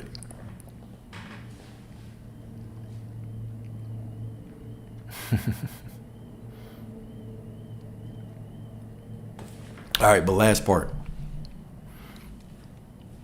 All right, last part. So, Gospel of Thomas. All right, when the bridegroom leaves the bridal chamber, then let them fast and pray. All right, so the bridegroom and bridal chamber are ancient mystical metaphors for divine union, specifically the sacred inner union of the soul with the divine, or the marriage of the masculine and feminine energies within. When one is in this state of divine intimacy or spiritual ecstasy, the bridal chamber, there is no need for fasting or religious performance, okay? Because one is in direct communion with the source. It reflects a state of fullness, presence, and completion where our outer rituals become temporarily unnecessary. This is actually a gem. This is a gem right here, all right? So, however, when the bridegroom leaves, meaning the soul feels disconnected from divine presence, then comes the time for fasting and prayer. In other words, when we fall out of alignment, lose clarity, or forget our spiritual identity, we must return to discipline, introspection, and devotion to reawaken that inner union. Fasting here represents purification, and prayer represents reconnection. This passage teaches that spiritual practices are not for performance or appearance, but as tools for re-entering the sacred chamber within, the space where we remember that God is not far away, but ever longing to dwell in union within us. This goes back to what we were talking about when we said we want to make sure that our physical actions, our desires match the things that we're also trying to do in like the spiritual realm, all right? So whenever I feel out of alignment, I'm struggling to manifest, I'm struggling to keep my mind, this is when we need to lean on these spiritual practices to bring us back into union, right? So the fasting, right? And this fasting could be for whatever, right? We can talk about from food and water, all that, but we can also talk about fasting from music. If you're struggling with your affirmations, go a day without listening to music, without reading books, without turning on the phone, without turning on the computer, and just say your affirmation all day. One affirmation. Maybe 2 or 3, all right? Pick 3 affirmations and say them on loop all day. If you get too bored with saying them, start writing them down, all right? But take a whole day and do this, right? Really get into the feeling of having these things, right? Start working on those, right? What I always recommend, right? That day of silence, right? That day of silence. Right? So you want to have that day of silence where you just cut everybody else off, cut everything off, cut the outside world off, and make your inner reality your priority. If you want the things that you want, sometimes you have to do some dramatic things, right? Sometimes you have to do some dramatic things to get to what you want, and that is fine. Okay, that is fine. All right. So once you get into that, like in that flow, well then, shoot. Especially when you are doing retention. One thing you'll notice if you've been doing retention for a long time, when you get really focused on your fasting and your prayers and your meditation and you're just in the flow, it's really the less you need a lot of these techniques, right? You do them because you're always in this state of devotion. You're always in this state of, kind of looking at life from this higher perception, almost as if you're looking at life through your crown center. Right? And you're just watching yourself react to everything. I'm just watching myself react to whatever circumstance pulls up and shows up in my life. Right? That's all I'm doing. Okay? So the masculine and feminine are not just genders, they are frequencies. And they are calling us back to union, not just with each other, but with the divine. Okay? Every time you choose self-control over indulgence, you resurrect the Christ within you. Right? Because Christ is a consciousness. Right? It's a consciousness that you can tap into, right? Every time you stop blaming her or him and choose to meet the mirror with mercy, you become whole. The moment you stop saying these men ain't shit, these women ain't shit, is the moment they stop being shit, right? It is the moment that you start to look at the lesson that you need to learn and you start to transcend that level of life, right? You've been stuck on this same level for 3 years because you haven't learned the lesson. You keep losing. Right? Life is just this game. You're on the same level, the same type of man, the same final boss, right? And they keep beating your ass. Hopefully not literally, right? But they keep whooping you, they keep breaking you down, hurting you, cheating on you, whatever the case may be, right? You cannot learn the lesson, so you end up on that same level over and over again. Until you learn the lesson, you realize, okay, this is how I avoid that character and get to the next level where you're going to be stuck in that time loop, okay? This is a call to return, right? Returning to inner balance, returning to sacred vision, and then returning to God, not outside of you, but through you, okay? But through you. No more fucking scrubs, y'all. None of them. No more scrubs, right? So, reflection questions. Number 1, what parts of myself do I project onto romantic partners? Okay, what part of you are you looking for someone else to heal or validate instead of going in yourself and validating and healing yourself? Right? Your fear of intimacy with yourself, does that lead you to truly desire someone that can really give you intimacy from the external? Okay. Your inability to sit with yourself, does that make you crave someone that can actually sit with you? That can cover up that void? Right? Because as long as you can't do those things for yourself, you're just going to attract somebody that might be able to give it to you for a little bit, but then they'll pull it away and you'll end up hurt again. Okay. Number 2, how have I misunderstood or misused my sexual energy? Do I believe that my sexual energy is just forcing me, pushing me to physical attraction, physical desire, right? And this was actually interesting because like I said, I went to this R&B night last night because my homeboy was in town. We went to this spot, right? And I'm very conscious of myself these days. And so what I realize is okay, like the longer that I'm on this journey, I look for women differently. And there's certain environments, because you've been practicing things like retention and sexual discipline for so long, the way that you communicate with women changes. Like the things that you desire, things you look for, and even the environments that you want to meet women in. All right. So this sexual energy, is it just leading you to the physical connection, or are you actually utilizing it to create the life that you want holistically? Because you can have everything. What I constantly say, right, is that you don't just want one thing. You don't just want money so you can get a bunch of women, right? You want the knowledge.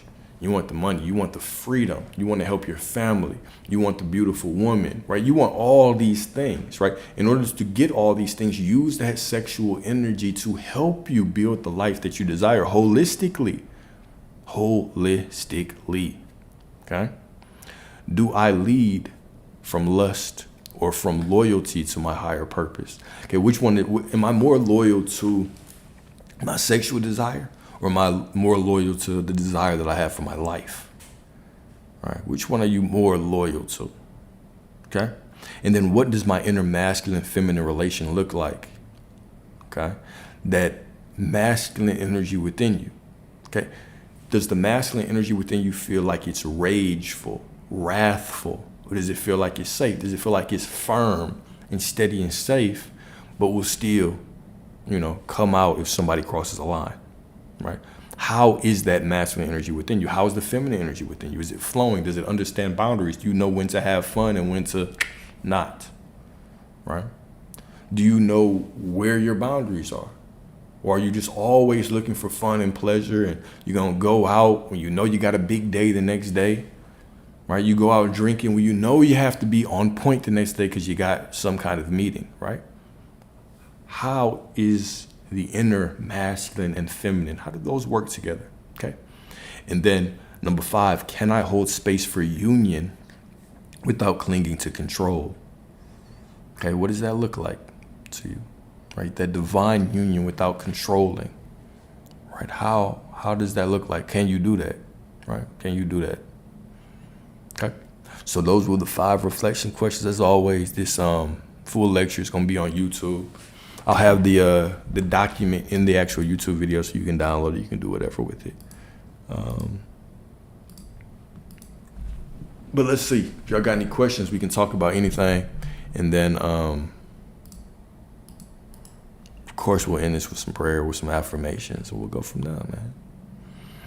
So what y'all got in y'all mind? Open panel again? All right, I can do that. We can do that. Let me let's do a couple questions and then I'll open it up if y'all want to join. Cause I ain't got shit else to do. Oh, do I think people can change and then come back? Absolutely. 100%. People can change. Now, here's a beautiful thing though. We have to also be very conscious of why people are presenting themselves back, because sometimes optimism can cause us to think that people can change, but they're just showing back up because it's just a lesson, right? It's just something that, the divine, your soul is placing in front of you to see if you're going to actually pick what is in alignment with you, right? Because sometimes we can think this person changed, or we're like, oh yeah, they changed, but they really didn't, right? So let's say that you're in a situation with somebody and they cheat on you, and now you leave. Okay. And you do this work on yourself, you've leveled up, and then they show back up. Right? First of all, we're going to have to look at it from different perspectives. We oftentimes want to outsource the responsibility, we often want to outsource our own accountability in situations, meaning if they cheat and I cannot show up fully as myself, even if they say they'll never do it again, and even if they say they changed, they might be for real. They might really change. Okay? They might have really changed. But if I can't show up fully as myself, it doesn't matter if they changed or not. Right? So this is one angle, is that oftentimes we'll try to outsource accountability and we'll say, okay, well, yeah, sure, I really can't get over it, but I love this person so much and I'm clinging on to the old thing so much that, they're saying they're changing and I'm hoping they're changing, but I can't really show up, and I'm just going to make them prove to me that they're different. I'm going to make them suffer for hurting me. Now, neither one of y'all are in a beneficial place, right? You can't show up fully. They can't show up fully. They're going to have to act like a damn clown and perform to get your love, right? This is not a good situation for either person. So I have to be conscious enough to understand, do I want to stay here or not? Okay, so that's number 1. But number 2, of course, people can change, right? They could cheat. They could say, I'll never do it again. They could come back. They've been doing all this work. Y'all meet a year and a half later, completely different person. right? You're a completely different person. Y'all work, it works out. Yes. But there's often times where people will present themselves back to you just as a test. Like, are you going to make the same mistake twice? And are you conscious enough to see that? Right? Are you conscious enough to see that? Cool. But yeah, people can definitely change. Now, what is going to get you to the inner knowing that they changed? That's going to be the heavy burden that you have to carry. That'll be the heavy burden that you have to carry.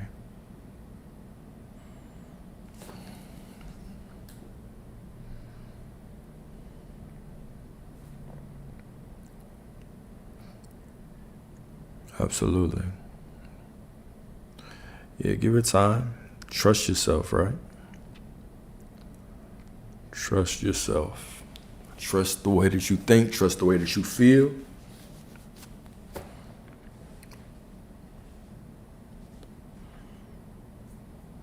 So we all heartbroken. I'm not. I'm not. I'm not. But no, I feel you. I honestly think that kind of my observation is that there are a lot of people do walk through life heartbroken. And I work with a lot more men than women. So it's actually very surprising how many men are heartbroken. It's very, very, very, very surprising. And I have my own theory about this. Matter of fact, let's talk about this. I don't think that men love many women in their whole life. I believe that most men might love 2, 3 women seriously in their entire life, right? And if you're one of those 2 or 3 women, God bless you, right? Like, I hope that you are, and you don't take advantage of that, because I do believe a lot of men, even married men, are with women, but they have already lost the quote unquote love of their life, right? The woman that they really wanted to be with. And men often struggle to get over heartbreak because the community is different. Women can talk to each other differently. Y'all can, whether y'all get good advice or not, right? Y'all have these spaces where you can vent in a different way than men. I remember going through heartbreaks as a young man and not telling anybody about it, right? And just being like, oh yeah, I'm cool, when it did come up later on. And then figuring out how to get through it myself. Right? And I think most men don't really have open spaces. Most men don't really have open spaces where they can be vulnerable with one another. But like I always say, man, if you want to be vulnerable, if you want to create vulnerability, you have to start it, right? Somebody has to start it.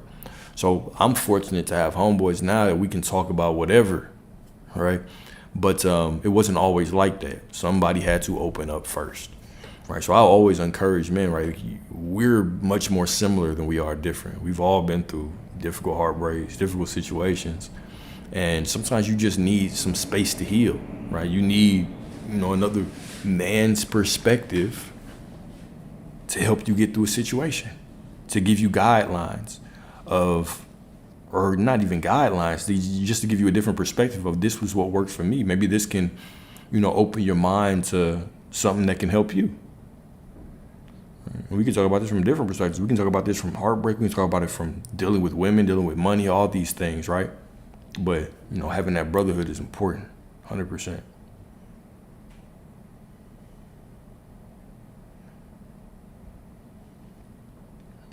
Yeah, for sure. Yeah, start within. Start within. All right, what other questions y'all got? I know y'all got something interesting, something thought-provoking. I already know the next question I see is going to be the best question. It's going to be so good. Speaking into existence.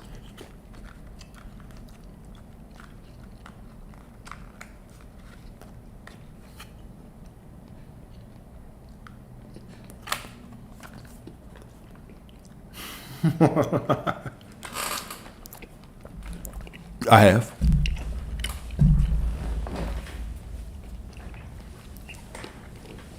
Good old ayahuasca. So, dang, I probably shouldn't have said that out loud, but I have.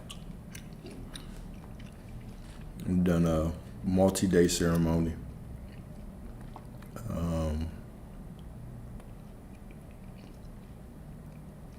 But I don't really, but I don't mingle with plant medicines as much lately. But yeah, I used to, yeah, I used to be a Christian. I mean, used to be a Christian is so interesting because I don't identify with any religion. I don't identify myself as part of any religion, right? But I was actually born into Catholicism, into Catholic, right? And I went through a time where I did not believe. This actually ties into the whole plant medicine question because I went through a time where I did not believe in God for a while. But when I was younger, so I used to have a lot of interesting visions and dreams that I thought were normal.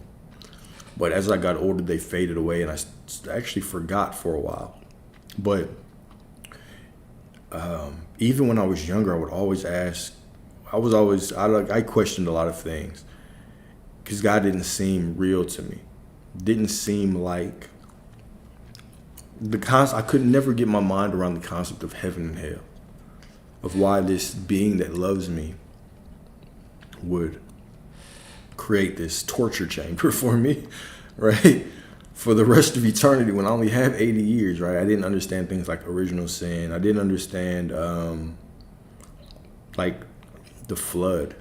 Like, why would God just come through and flood the world, or things like Sodom and Gomorrah, etc., right?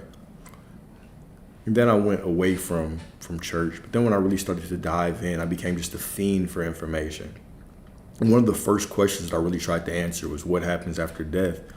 And then I also wanted to know, what is the difference? Why does the God in the Old Testament seem so different than the God in the New Testament? Right? And that led me to even like some Gnostic texts. And I could open a rabbit hole right here. But I'll just say the two things that really sparked me was, number one, I questioned that, damn, this is just so wrathful. Why is God just seem so wrathful and mean and need to be worshipped and all these things? And then I found this verse that was considered heresy and was banned from the Catholic or Christianity, right? And it was Jesus having a talk with one of his disciples and saying, basically paraphrasing and saying, I was the one who showed up in the garden and advised Adam and Eve to eat the fruit. Right? Now, I'll let y'all go down and do your own research, but basically, when we hear the term morning star, it refers to more than one being, right? Two sides of the same coin. And maybe the act in the garden was not about, maybe we've been looking at it in a different way, right? Because if you think of it, if these are the first two beings, which we know they weren't, but if they're the first two beings and they're there, and this God shows up to them and says, you can eat of all fruit except, right? Exactly, right? If God shows up in the garden and says, you can eat all these fruits except this one, because surely you will die. And then they eat it and they don't die. It's like, damn, it started off with a lie right there, right? And did you really die in spirit? Maybe. But this could mean a whole bunch of things, right? But you see that in the Old Testament, there's this God that is constantly preaching to worship me and to give me sacrifice. And then you see that this Jesus comes in and all of his teachings are more in alignment with different spirituality when it's God is within you. And this is a all-loving God. And God, the God within you does not need to be worshipped because it is God. God is everything. Why would a God require you? Why would a God need you to worship it, right? Why would a God above all gods need you to worship it, right? And so anyways, I went on this long journey. And it involved me going and doing a bunch of plant medicine. I've done more mushroom trips than I could ever count, right? But also led me to a lot of fasting, a lot of meditation, just constantly thirsting for spiritual knowledge and getting a lot of things, like getting very confused along the way as well. But also, once I let go of just trying to constantly pursue and pursue and pursue and pursue, that's when everything started to really lock in and make sense to me. All right. Yeah, the longest fast, I went like 30 days water. But the most difficult fast that it was 7 days, it was dry, 7 day dry fast, and no food, no water, 7 days. I literally thought I was gonna die, like the fourth day. But then everything got a lot better. Right. What was in that thing? Struggling.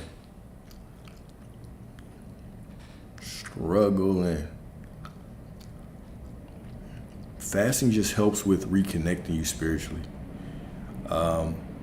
It's just like fasting for food is like sexual discipline with sex, right?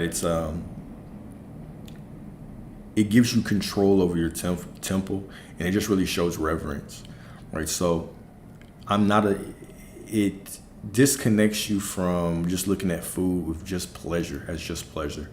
And there's these spiritual and physical benefits. So if we talk about it from the physical perspective, right? Your body, there's nothing that you can eat that is 100% clean unless you're growing your own fruits and vegetables in your backyard with absolutely no pesticides that you get from overseas. Like everything that we eat has something in it. Doesn't matter if you're eating the most organic of organic, right? So your body's constantly taking these toxins in. And one of the benefits of your fat in your body is your fat stores toxins. So every now and then you need to detox. So if you fast, after about 24 hours, your body goes into autophagy, which is this state where your cells go in, your body starts to eat and consume old cells, right? And it starts to break down fat, all these things. Especially if you're doing a water fast, you get into autophagy. And so all these old proteins and deformed cells, your body starts to consume, your body starts to release toxins as well by drinking water. But also if you do a dry fast, what happens is your body goes into autophagy on a completely different level. So it actually goes into fat and toxins and completely destroys them, right? Because on a water fast, it might go into cells and pull out dead proteins, damaged proteins within the cell. When you dry fast, it completely destroys that cell. And what happens when it destroys the cell, it destroys these fat stores, this fat in your body, it releases hydrogen. And so then when you breathe in oxygen, right? So your body creates about 1 liter of water within you a day, and then uses that, boom, to start flushing you, right? So dry fasting is very powerful. Fasting is very powerful. But on a physical level, it detoxifies, it purifies your body. On a spiritual level, because everything is multidimensional.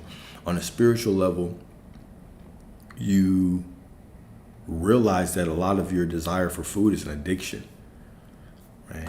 A lot of times when you believe that you're hungry, you're not really hungry, you're just fiending for something. One of the interesting questions that I would ask myself is, do I actually feel this hunger in my body, or do I just want to chew something, right? Am I just bored? Is it up here? Or is it actually a feeling in my body of hunger? And most of the time it's not. I might have small spurts of hunger, but most of the time it's an addiction response. It's my body fiending for, right? There's no reason why I should think that I'm so hungry, but if somebody puts a plate of green beans in front of me, I'll say, oh, hell no, I don't want to eat that. I thought you were hungry, right? So you're really fiending more for the taste of something than you are for actual food, for actual nourishment, right? So it gets you past that. But then also, energy is energy, okay? Energy is always being used for different processes. One of the most important processes is, number one, is regenerating your sexual energy. So anytime you release as a man, right, your body goes into overdrive. It strips energy from other bodily functions to build up your sexual energy, because your number one goal is self-preservation. It's passing on your genes. Number two is digesting food, okay? So if your body's always consumed with you spilling your seed, and always eating, right? Now it's always in this overdrive. Your body's barely in homeostasis. So also what happens when you go to sleep is that your soul liberates from the body. You go to sleep, your soul can leave, it can go travel in different realms, it can do all kinds of things, right? But if your energy is all being used on regenerating your sexual energy and then eating, digesting your food, well then your soul cannot leave as freely. And so you often see is that one of the things that you'll notice very quickly when you start fasting and you start practicing sexual discipline is your dreams all of a sudden get more vivid like this, right? You might start practicing sexual discipline, retention, or start fasting, and after 2 days of retention and 1 day of fasting, all of a sudden you're dreaming again. You're like, whoa, shit, I started dreaming. Then you go 3 or 4 days and now your dreams are in color and they're vivid. You can really remember them fully, right? Because a lot of people don't dream.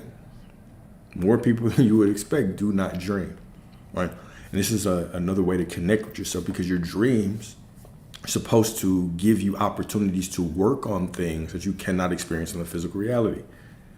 So your mind is a tool that's always trying to help you, okay?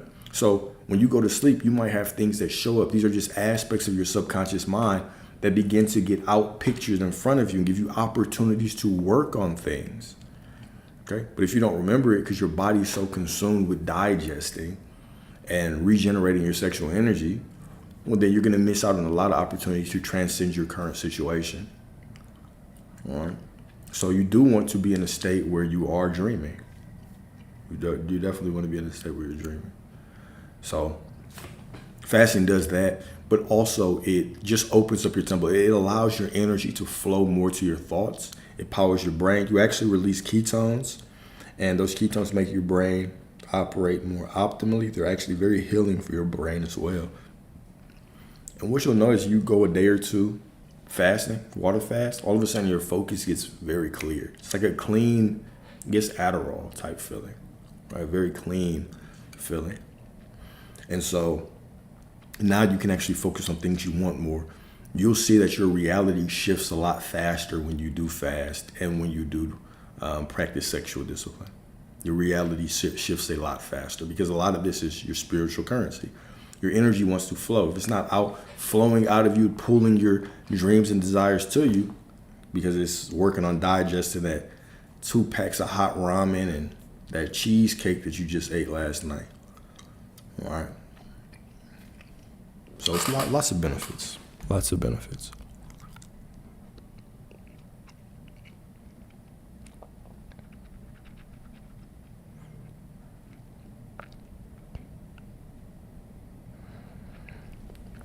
So she saw Buddha on our first trip.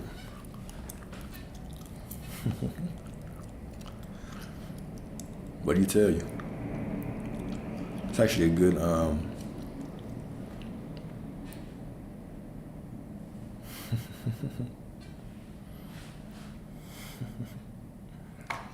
my first trip there, I had these beings doing surgery on me. Like it was very odd. They were doing surgery on my energy centers.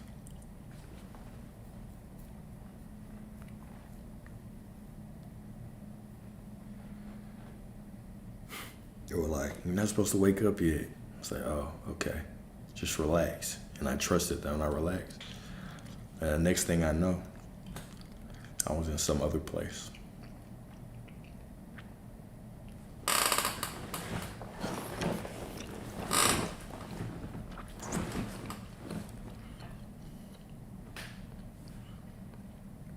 Same week of having panic attack. Yeah, before or after?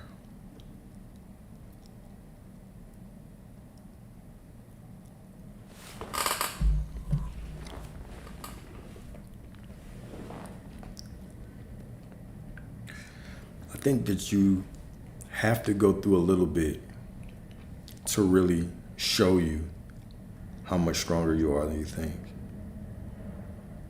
Like,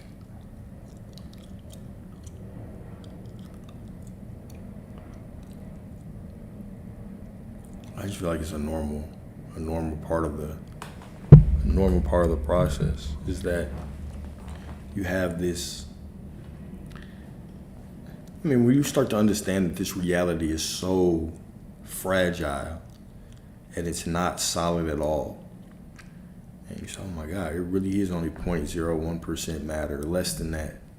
And the rest of it is just energy and empty, and it's always changing based on who I am. And right, it's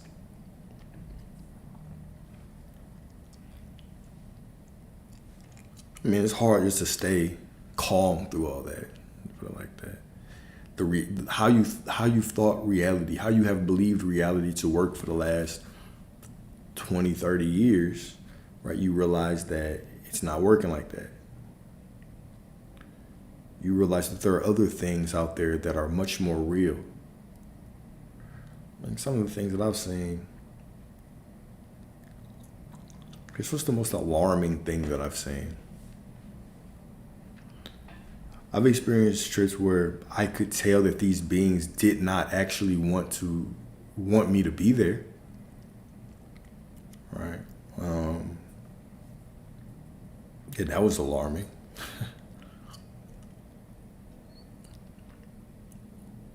But not in a human way, because it's hard to say what is actually alarming and what isn't.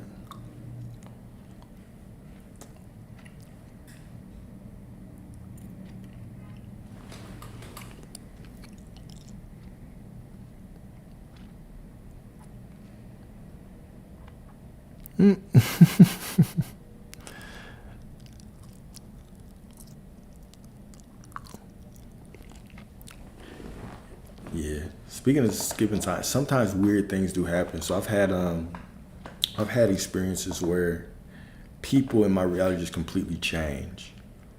As in, people in the reality just completely change. Like, this dude that I know was just this dude was just, he was rough. Let's say he was just more street, right? And then out the blue one day, he was just real preppy. I was like, bro, what's going on? He's like, no, I've always been like this. And so then I go back through his Instagram, and he really has always been like this. But I know I'm not crazy. I know that he wasn't, right? So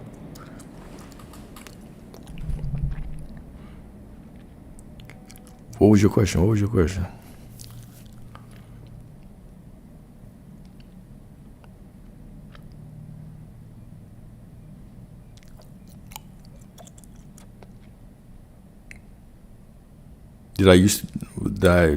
I a Christian?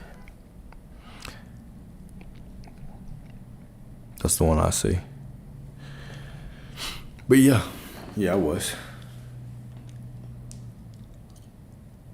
Yeah, it might have been filtered. That's true. Good point.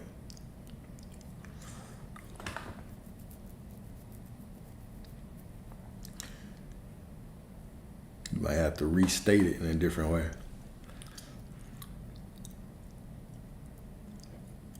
But yeah, I've had interesting kind of things where I'm like, I swear that this person was different. But we all go through stuff like that, right? It's like losing your keys. You could be walking around looking for your keys, and all of a sudden they're there in a place you know you've looked. And you're like, One of the most divine things that happened to me, and it just doesn't even feel like a big thing. It wouldn't seem like a big thing to anyone else, but it was huge to me. It was a time I was in a lot of trouble, and I had this ring. And on the ring, it was a deck of cards. Okay, it's my favorite ring. I wore it all the time because it was just real special to me. And I asked, I remember losing it. I went to one of my homeboys' houses. He was having like a birthday party. And it fell off. It fell off at the party. I remember because I was playing with it. And it fell off somewhere. And afterwards I was looking for it, but I was just like, forget it. And I remember asking for a sign from the Most High. Like, am I on the right track? And all those. And the next day I end up finding the ring in my house, like underneath this box. And I was like, nah, there's no way that it could be, because I know I was wearing it. I know I was wearing it. Right. But it was just one of those things where, reality is always shifting, and sometimes you do get signs in very improbable ways.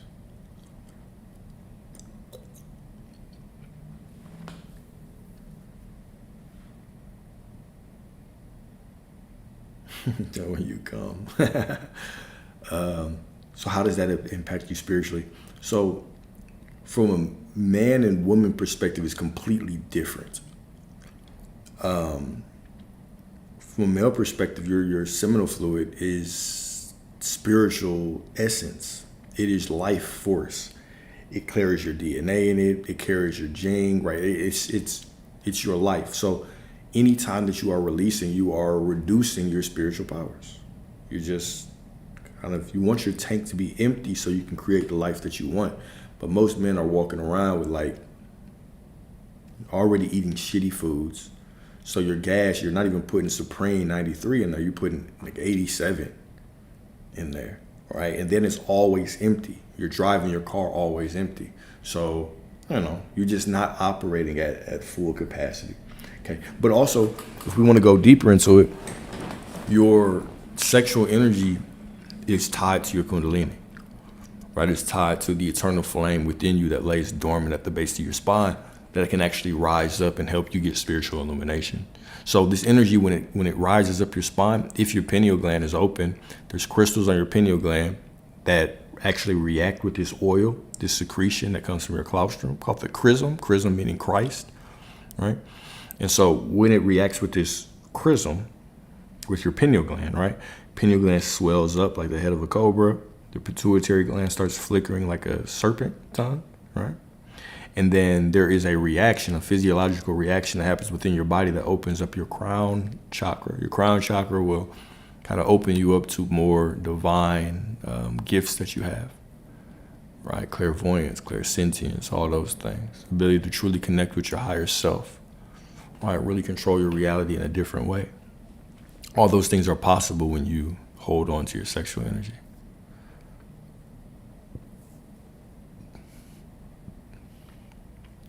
That's a good question. I don't know if I don't know if it does. I would doubt it, but I've always wondered how what's that process men get when they get that thing, so that they become sterile so they can't release anymore. Yeah, I always wonder how that impacts it as well. I have no idea.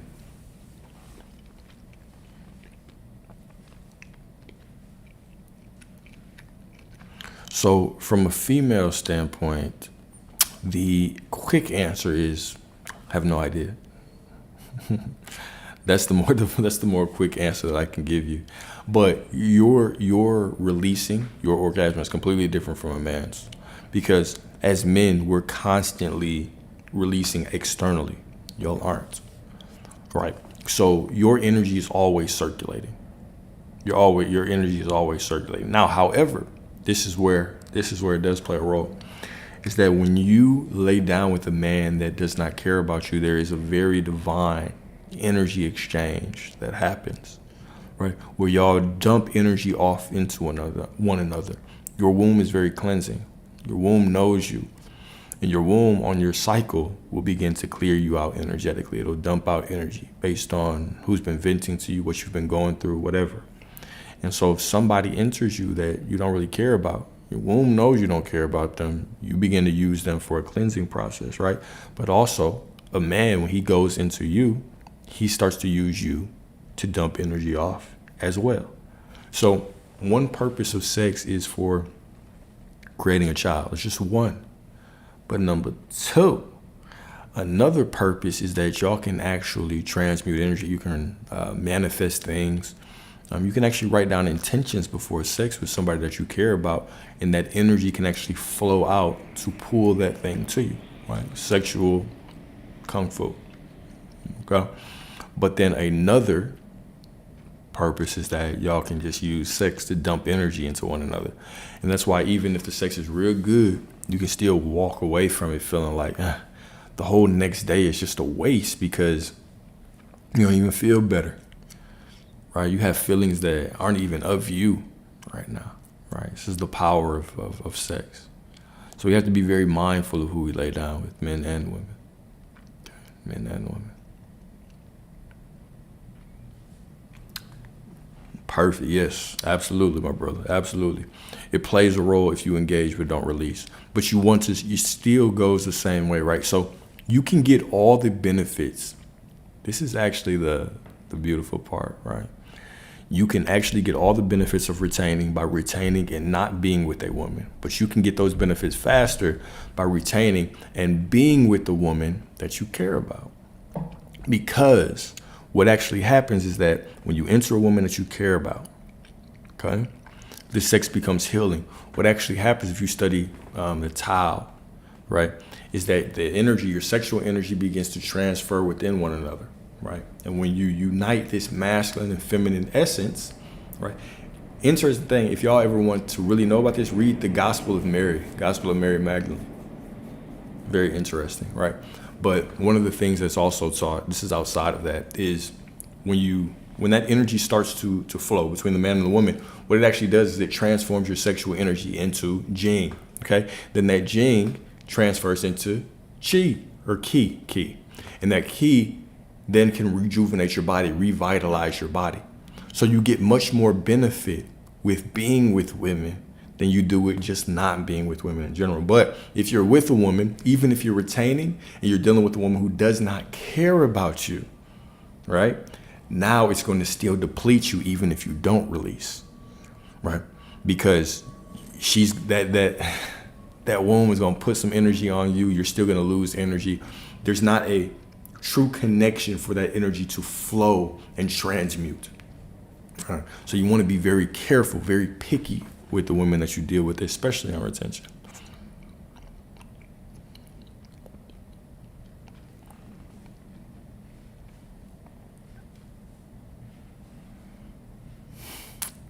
Don't do that. You want to throw up looking at the men that you. I hear you. You wouldn't be who you are right now if it wasn't for them.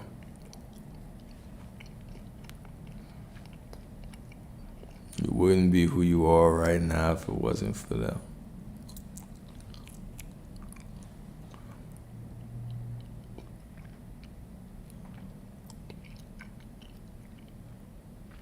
Well, okay, that's another aspect to it as well, right? You've had men that care about you, but you feel drained because they don't do the spiritual work. The more conscious you are, this can go open a rabbit hole, right? Because this goes into the conversation I always have, even about like age and relationships. Because as you evolve in consciousness and you get wiser and smarter, now the people that you want to be with, you want them to be evolved as well. And when you understand consciously the repercussions of sex and things like that, you're still responsible for spiritual law, whether you know it or not, right? The same way you're still responsible for gravity. Like just because if you just ignored gravity, it would still work on you just the same, right?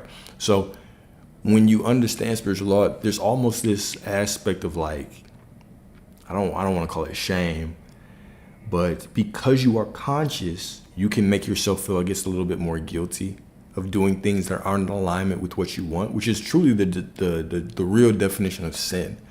We want to think of sin as like these commandments and all these. No. The definition of sin, in truth, nothing in life really has meaning as good or bad. We give it meaning based on the code of morality we've made as humanity, right? But really, what is bad is what's not in alignment with what you want, because your desire is sacred. Your desire is the holy grail. Your desire is the promised land, right? And so you have to keep the covenants to get to the promised land, meaning you have to follow your desires to get there, right? So if I want this spiritual connection with somebody and I'm doing all this spiritual work and then I go lay down with somebody that I know is not going to give me that spiritual connection, right? Well, now I am sinning against myself, against my desires, right? Now, it'd be one thing if I was just like, oh, I'm just going to have a little bit of fun.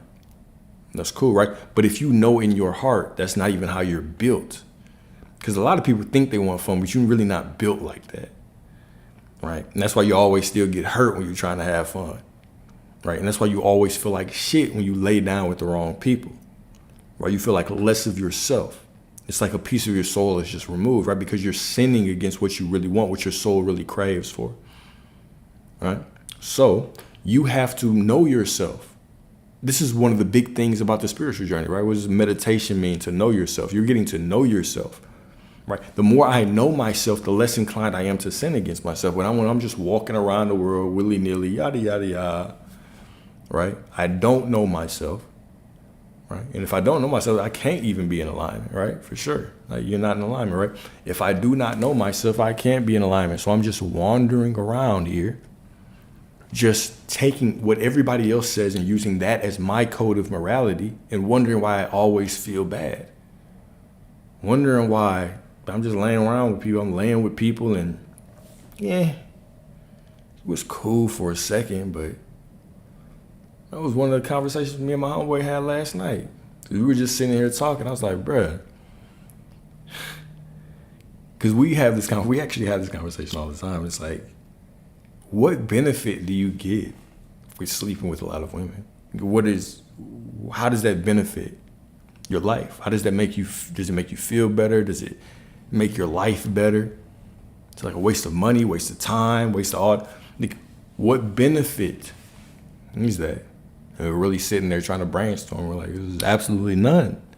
There's nothing that you can't convince me that there's a benefit for it. And why did I ever think that there was a benefit? It was just because it was programming. It was somebody else telling me that this was the fun thing to do and the cool thing to do. And yeah, while it feels good in the moment, sometimes did it ever push me closer to what I wanted? No. If anything, it removed me from things that I wanted, right? Or it delayed me on the path of the things that I wanted. I would feel a little bit more guilty. I might feel pride or dopamine in the moment, right? She did some things that I liked, right? Feel like we were in Cirque du Soleil in the bedroom, right? It was fun while it happened. I was like, God damn, she hanging on the ceiling, all kinds of crazy shit, right? But what was it actually doing for my life? How was it actually pushing me forward, right?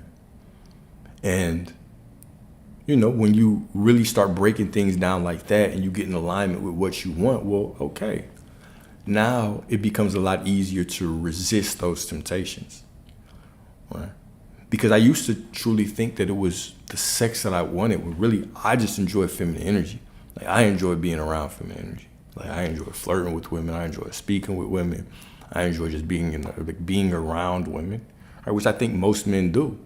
But we talked about that in a lecture before, right? There's a lot of times we think that feminine energy only comes with sex, with being in women, but there are a lot of things in this world that are feminine energy. Money is feminine energy.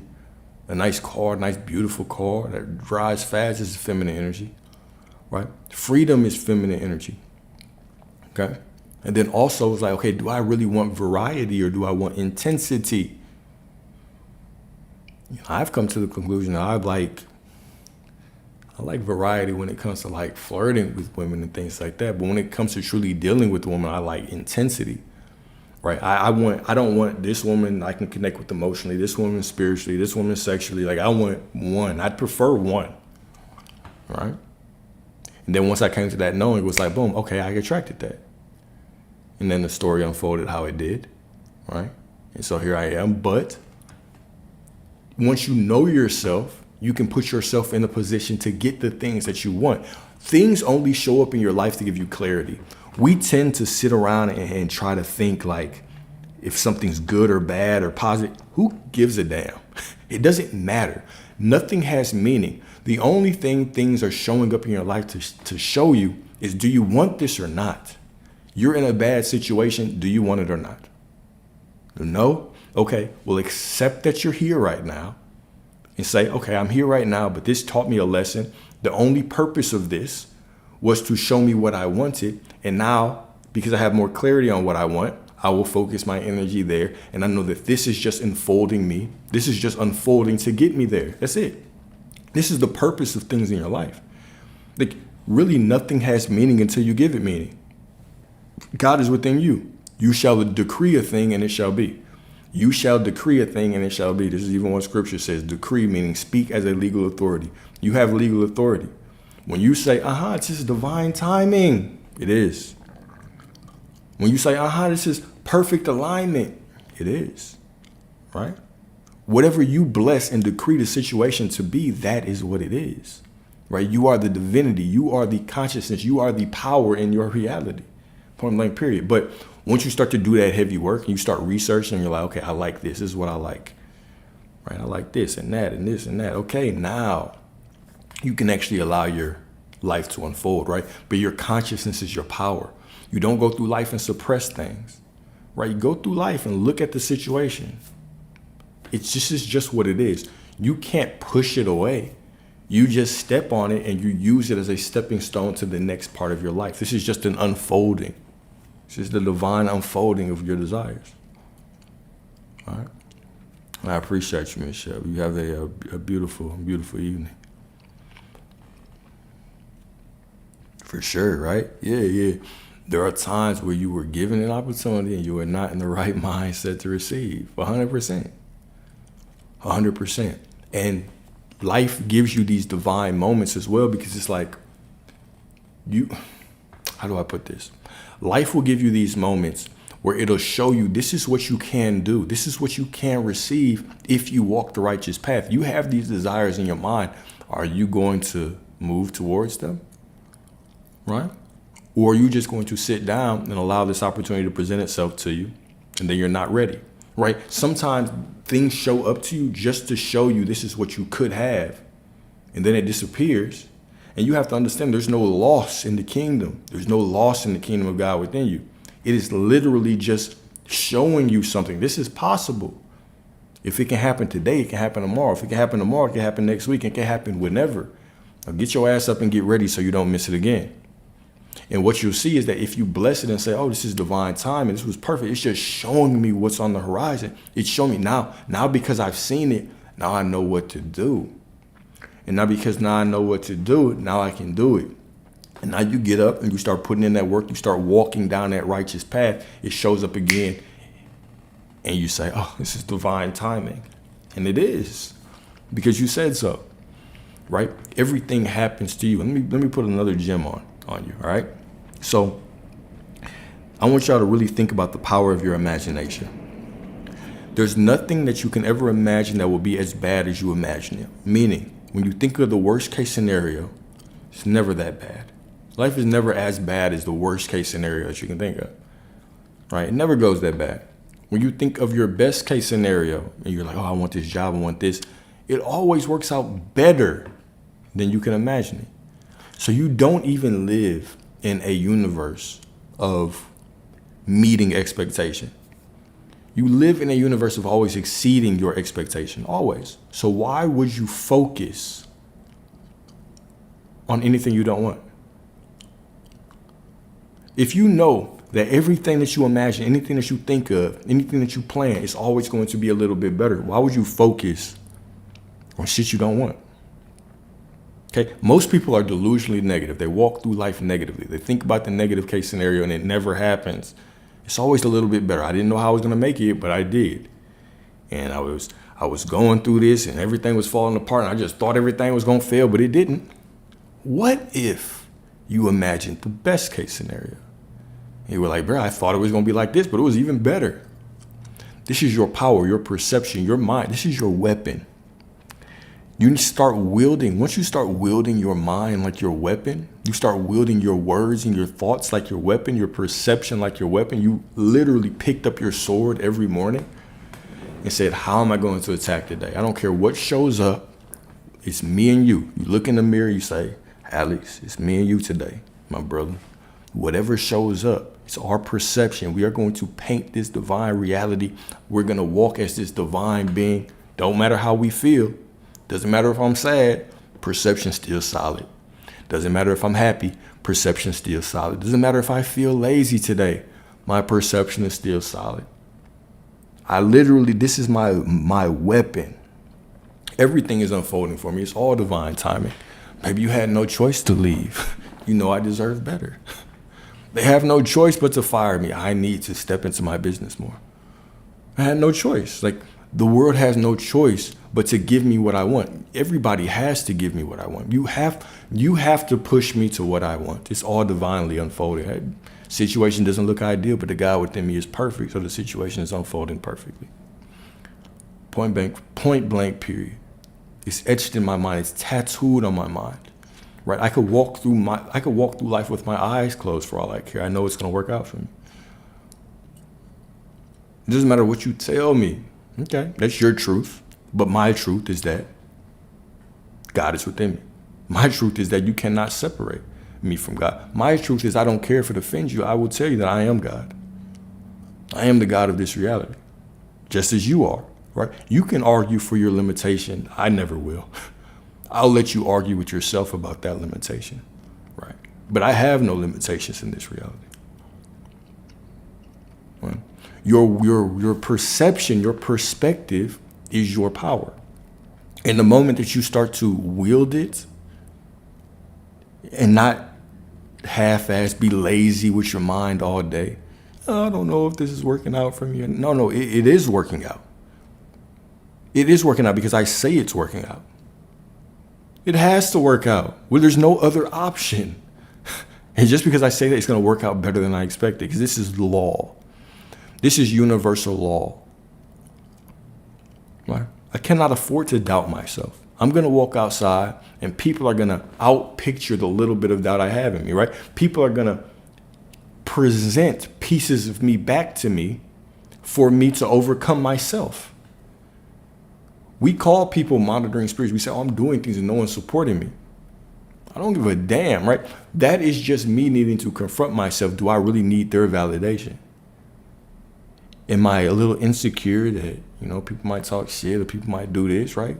How do I confront my own demons? How do I confront myself? This is all it is. I confront myself over and over again, and I get better at it to the point where prayer becomes automatic. That's what you want to do. You want to get to a point where your prayers become automatic. You walk through life and whatever happens, oof, God is with me. Something bad happens. I wonder what God's trying to show me. Let me bless this. It's unfolding perfectly. You had no choice but to do that. I appreciate you. I'm not going to deal with you anymore, but I appreciate you. I know you had no choice. It's not personal. It's divine.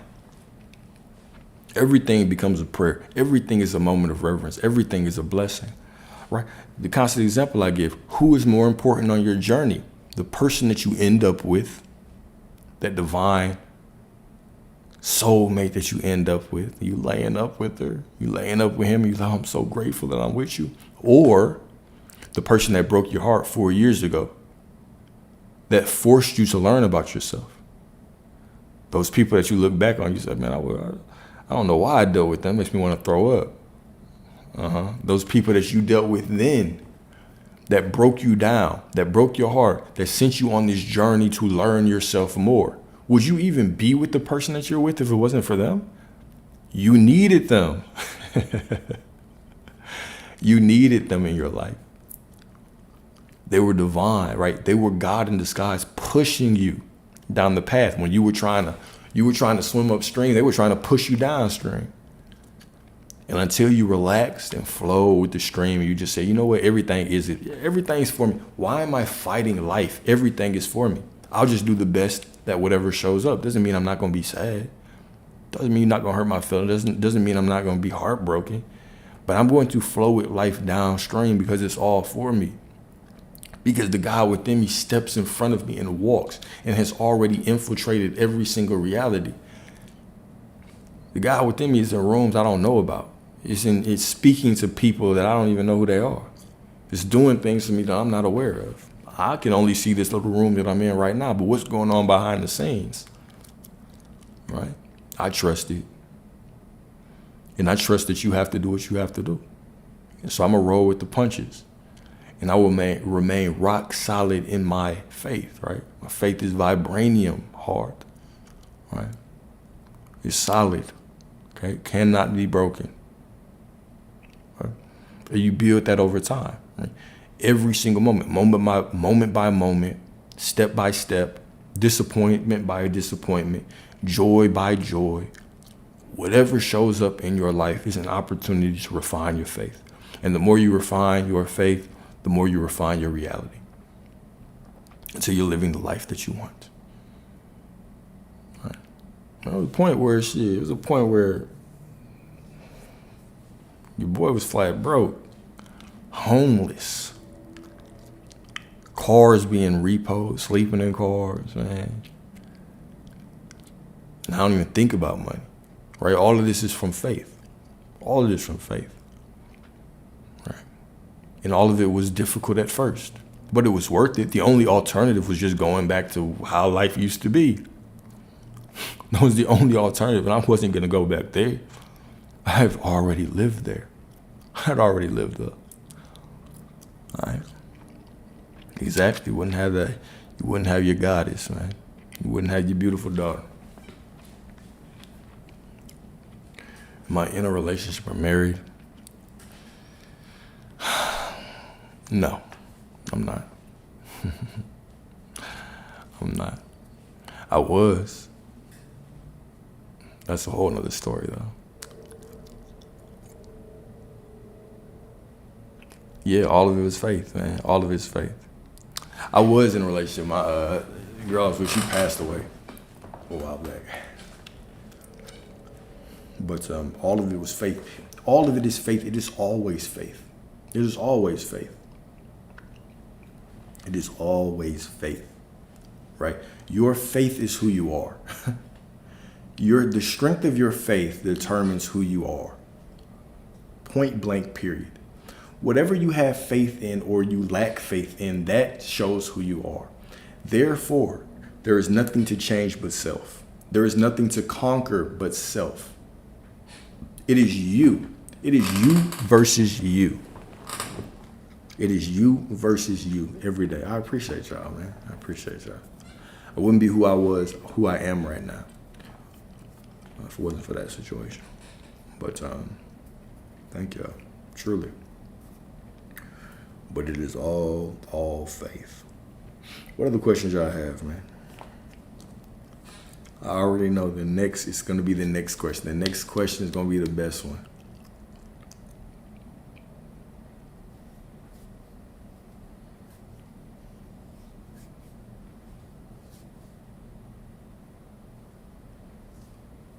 Yeah, facts.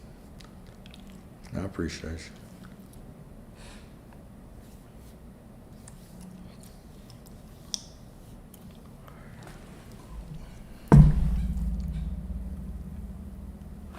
Ooh, what advice would I give my younger self?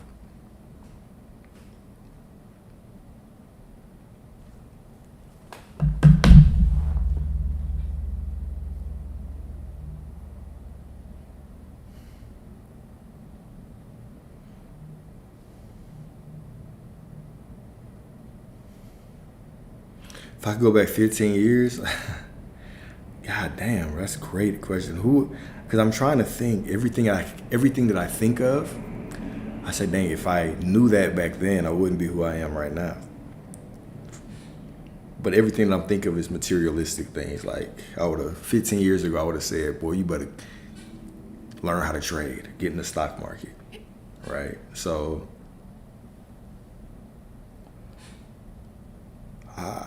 I would talk about faith. If I could go back to a younger version of myself, the number one lesson that I would try to teach is faith. I would say a lot of the things that you're going through, right?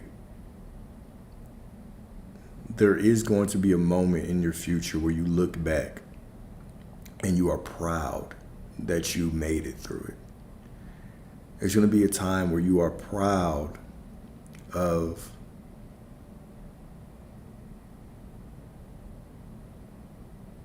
that you're proud of yourself for taking chances. You're proud of yourself for trying to think bigger than your environment. You're going to be proud of yourself for going against the grain. And you're going to be proud of yourself for pushing the limits of what you could achieve, right? But there are going to be a lot of tears, and it's okay. It's not something to suppress. It's something to embrace. And just know that you're always divinely you're divinely provided, and you will get to a point where you will see purpose and you will see testimony in everything that you went through. So be more words of encouragement than advice, right? Yeah, it'd be more words of encouragement than advice.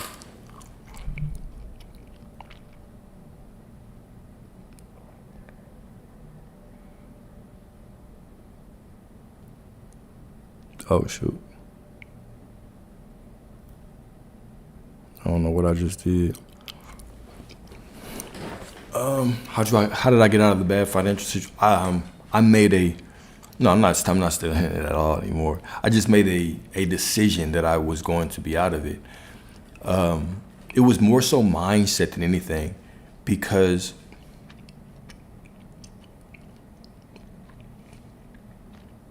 I haven't been bad with money for a while, man, but it was more mindset than it was just work. It was more, instead of me trying to do a whole bunch of new things, it was me really being accountable with myself and saying, why do you keep fucking up with money? Like, where are your priorities? Do you really want this, right? And I took this approach in two distinct points in my life. The number one point was, so I was in a fire back in 2014, and then at that time I got into, when I was in the hospital, I met this dude, and he said he would give me a job if I got this certificate. And that's when I really put my head down and got this certification, and I got into tech, and I just started. That really was the introduction to me of how much money I could make. The second was when I was like, okay, I need to get out of the corporate world. And I started trading. And when I started trading, I was making the same mistakes, and I just thought it was gonna click, and I was putting in a lot of work. But I finally just got to a point where I looked myself in the mirror and I said, if you really wanted to be good at this, why do you keep fucking making the same mistakes? And like, if you truly want what you say you want, if you want this financial freedom, if you want to live life on your own terms, if you want to be able to do lives whenever you want and just read and sit around and go visit your parents at whatever time you want it, why aren't you even doing the bare minimum? The bare minimum is just creating rules, back testing, journaling, doing the same trade over and over, making this shit boring. But instead you're going in like a degenerate, you're gambling, you're just throwing money at the market, you're trying to home run with one hit. Why? Right? So in each part of my life where I struggled financially, it was really just a decision for me to stop being a degenerate. Like, manage your money. What is more important to me? My financial freedom or the fun that I can have right now? Because there's plenty of times where I'm not gonna spend anything. Right? Even right now, I'm in a time right now where I'm trying to scale up my trading. So when I say like I went out last night, I didn't swipe my card at all. Right? I didn't drink at all. Like, we just talked, and we went out there and we were around, some women, we talked to them, but that was it. Or really I did. Right. But shoot, I didn't buy a drink. I didn't do anything and then I was still home by like 11. Right. It is just putting your discipline in front of like what feels good right now.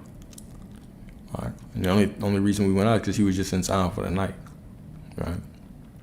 But it's constantly saying, okay, if I really want this, what am I willing to do for it? Am I willing to even do the bare minimum? Because sometimes we'll say we want things, but we're not really willing to do the bare minimum. All right. And that was really my thing. Okay. And then also just being willing to do whatever the fuck I needed to do to make ends meet until everything popped off. Right.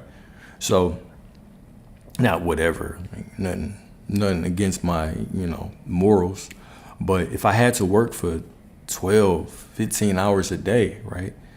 And I don't sleep, or I didn't shower for a couple of days because I was just like, I had to study and get this certification, and I had to get this job. So I had to pay these bills, and I couldn't just, I have to sacrifice something, right? What am I willing to sacrifice for a better future, right? So it's more so mindset and discipline. They got me to where I am, right? Do I have any children? No, I don't have any kids. No kids. I I don't want to feed any more souls to the Arkans, man.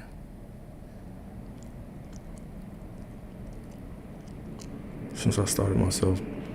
Well, the self-development journey is often a journey of solitude, right? It is a journey of, it's not a journey that anyone can pull you through, right? Like no one can truly get you to enlightenment. It's something that is very specific and unique to you.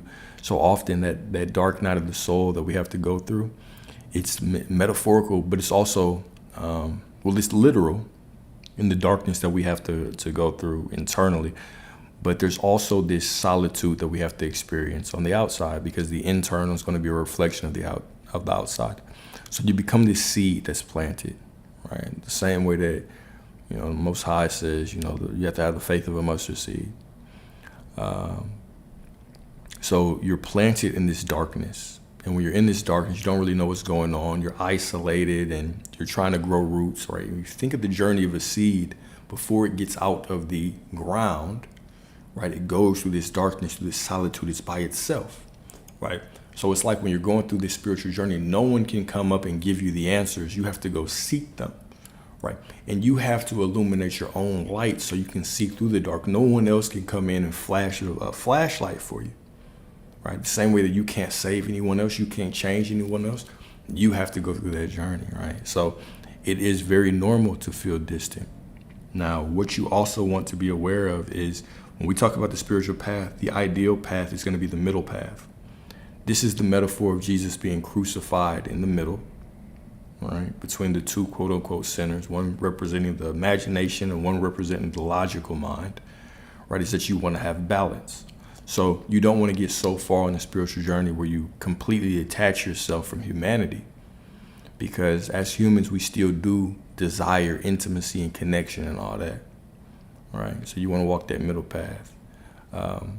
Think even in Buddhism, they have the middle. Is it the middle path, the middle way?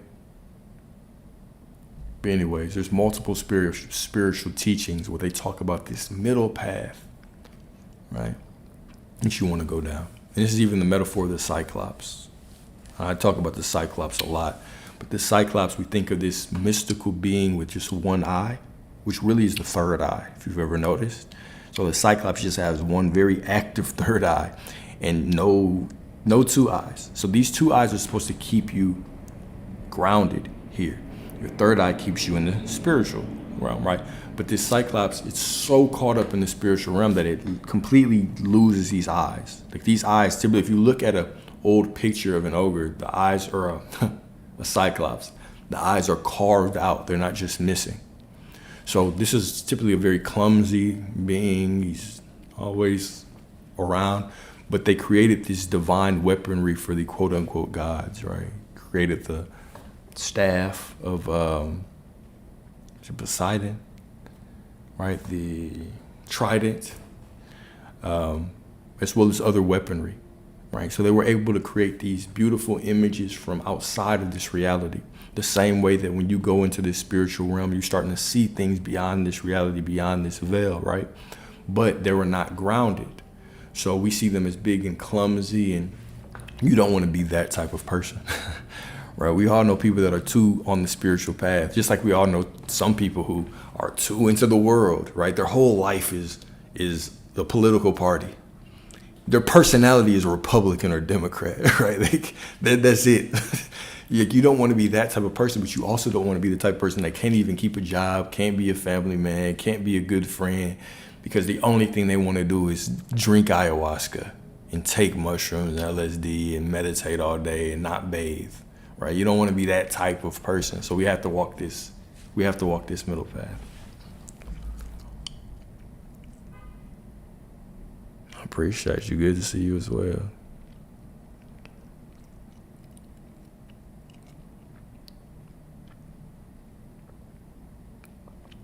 I appreciate you, Miss Kimberly. Thank you. Recommend you a good movie.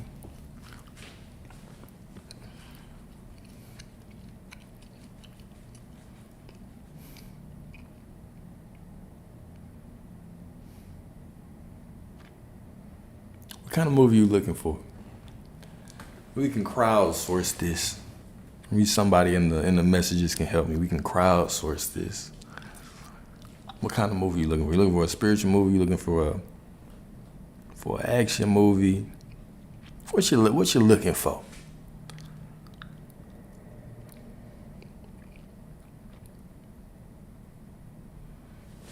What was your question, man? My bad. I'm trying to scroll through these.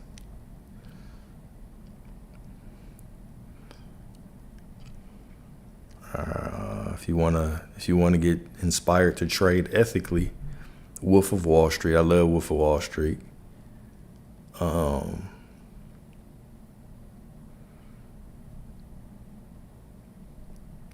have I healed after experiencing the transition of your loved one?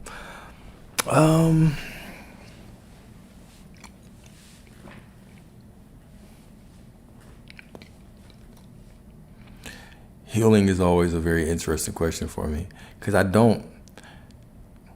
healing is very relative, right? Because if I were to ask you, or if someone was to ask anyone what their ideal partner is, we'd be like, oh, I want someone that's healed. Then when you really start questioning, you say, what does that mean? What does healed mean? This is very relative, subjective, right? It's hard to measure. So when I start thinking of healing, I always say,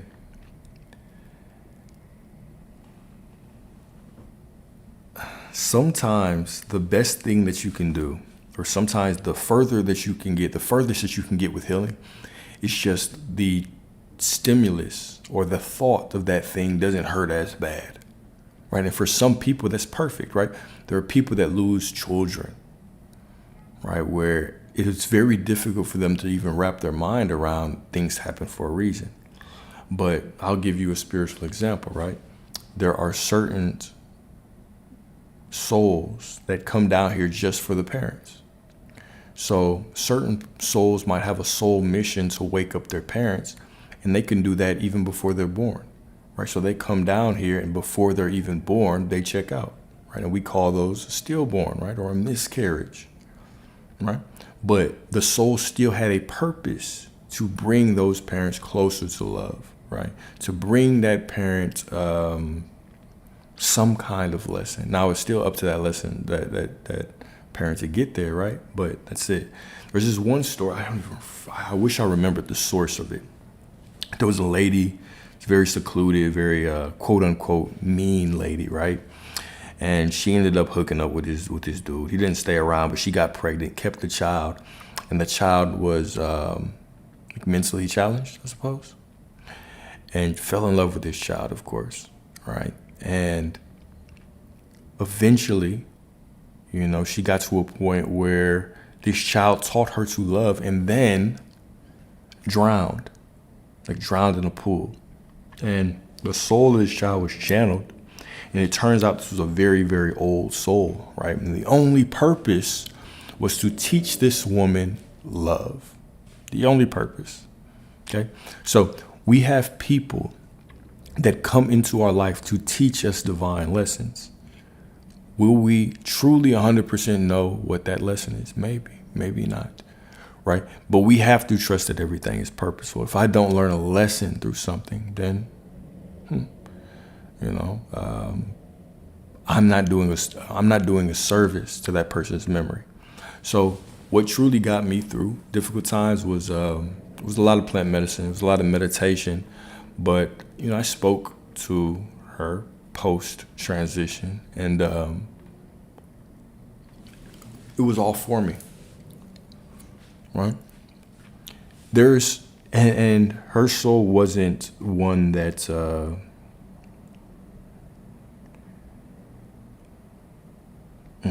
I ain't gonna say that. That's too personal. So there is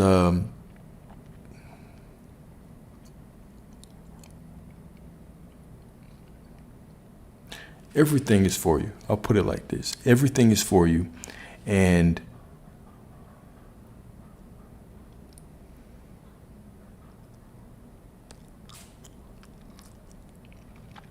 everything is for you, and you find pride in cherishing or carrying on someone's memory by becoming a better version of yourself, right? So when you learn difficult lessons, especially through pain, what pain will often teach you is to cherish time you have with other people. But people's memory lives on through you. And so you have an opportunity to grow into a better person and to take the memory of that person and carry it with you through different opportunities in your life, through different situations, to show up as a better version of yourself, to teach people about some of the pitfalls that you face so they don't go through the same things, right? And in doing this, you can find some peace, right? There's peace that's always within you, but there is this piece of work that you receive from going through life and embodying the best parts of yourself that this other person was actually able to see in you. All right.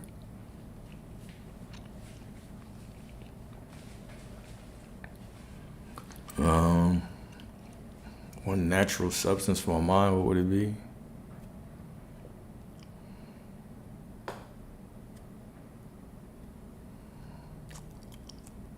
Natural substance for the mind.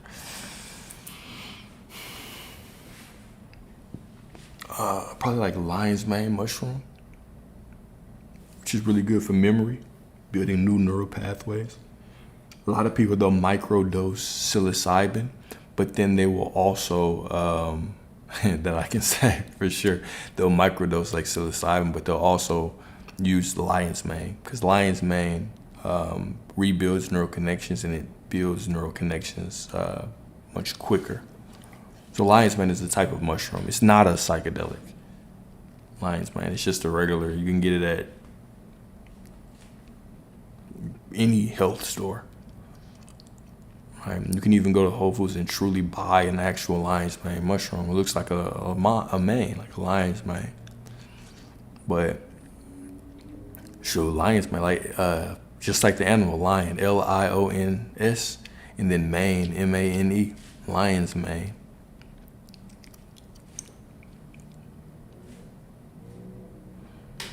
Dang, so demanding. Look at the other two. Nah, I'm just playing with you. Let's see. Another movie. What's a good consciousness expanding movie? What's the movie where they're in a dream with Leonardo DiCaprio when he's dreaming, and that chick from Umbrella Academy. Number 7, Inception. Okay, yeah, Inception. That's a cool one. But now, if you really want a consciousness expanding movie, The Matrix. Point blank. Period. The Matrix. Think of The Matrix as being a movie about you navigating this reality, right? And then you have the opportunity to wake up spiritually or stay asleep. And waking up spiritually is understanding that you're the one. One of the scenes that actually just really hit me hard when I rewatched it is the scene where Neo talks to the Oracle for the first time, and he's trying to figure out if he's the one. And of course, he is, because he has to make the decision that he is the one, right? And she is confronting him, and he asked, if he is the one, and she says, I'm sorry, kid, but you got everything, but it seems like you're waiting for something. He's like, what do you mean? Wait, what do you think that is? What am I waiting for? She's like, I don't know. I don't know what you're waiting for, right? But basically, he answered the question that, he wasn't the one before she even answered it. And she just kind of told him what he needed to hear. Like, okay, now you're going to have to make this decision. You can save Morpheus, or you save yourself. One of y'all is going to die, right? And then he ends up, saving both of them. And everybody's, oh my God, he's the one. But once he wakes up to who he is, he realizes, oh shit, I can control anything. I can fly, I can do whatever I want. In this Matrix, he just starts seeing it as numbers and all that. But anyways, The Matrix is... it's a movie that I always go back to, especially the original Matrix.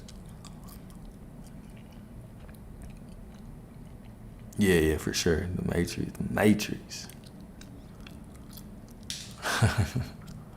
What the hell, man?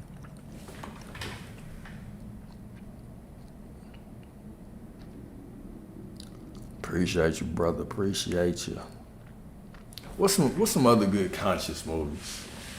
Alice in Wonderland. I can't even say that I've seen it.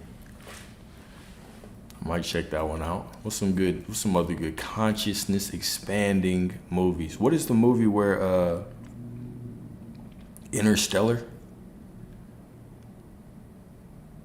with Matthew McConaughey? Interstellar. Yeah, I'm gonna ignore the Notebook comment.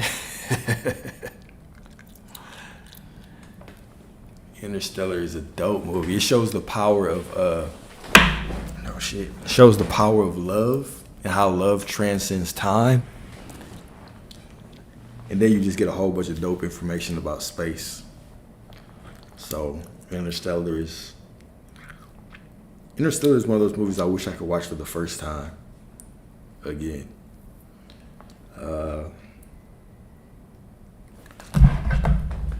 Let me check out. I had a whole movies list.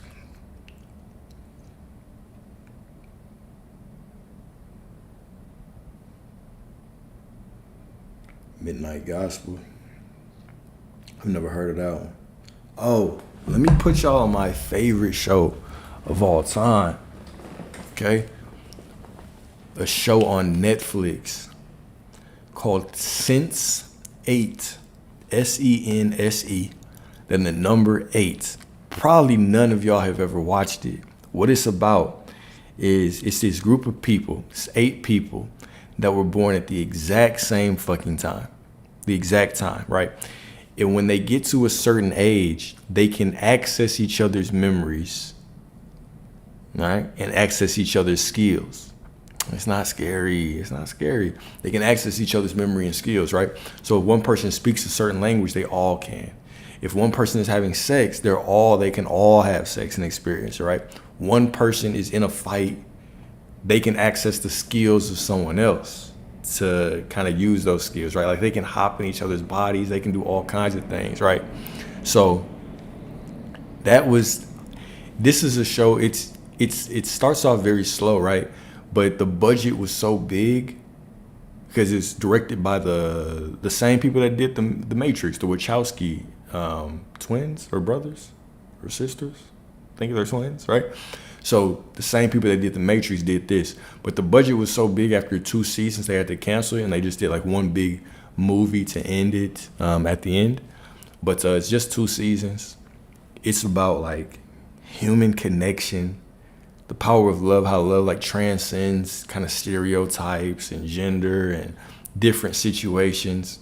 There's some intense like sex scenes in it, which some of y'all freaky asses probably like, but it's really, really, really good. It's a really important show. It's the most important show I've probably ever watched. All right. But I can rarely get anybody else to really sit through it because it's one of those shows that, yeah, the build up is just worth it. The build up is worth it.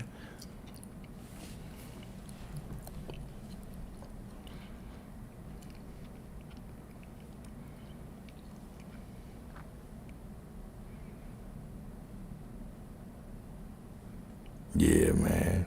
Sense8. Yup, that's the one. Sense8. If you even just look at the preview, just watch the preview and then just jump into it. Just jump into it, man. Such a good show.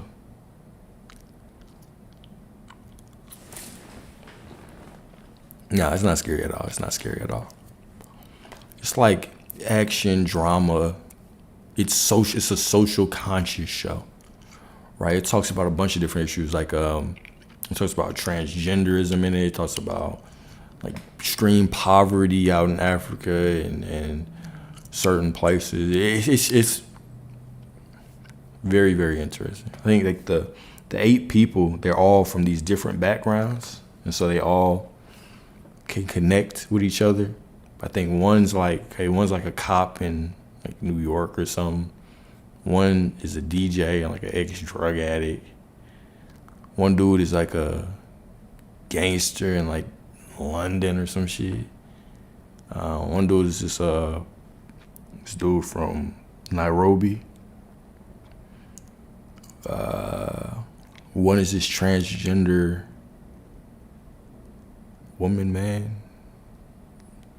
transgender woman.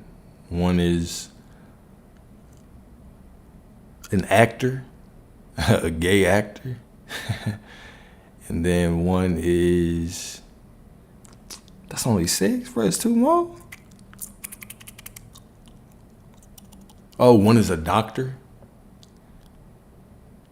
This woman from India, she's a doctor. I'm forgetting somebody, but anyways, that's the gist.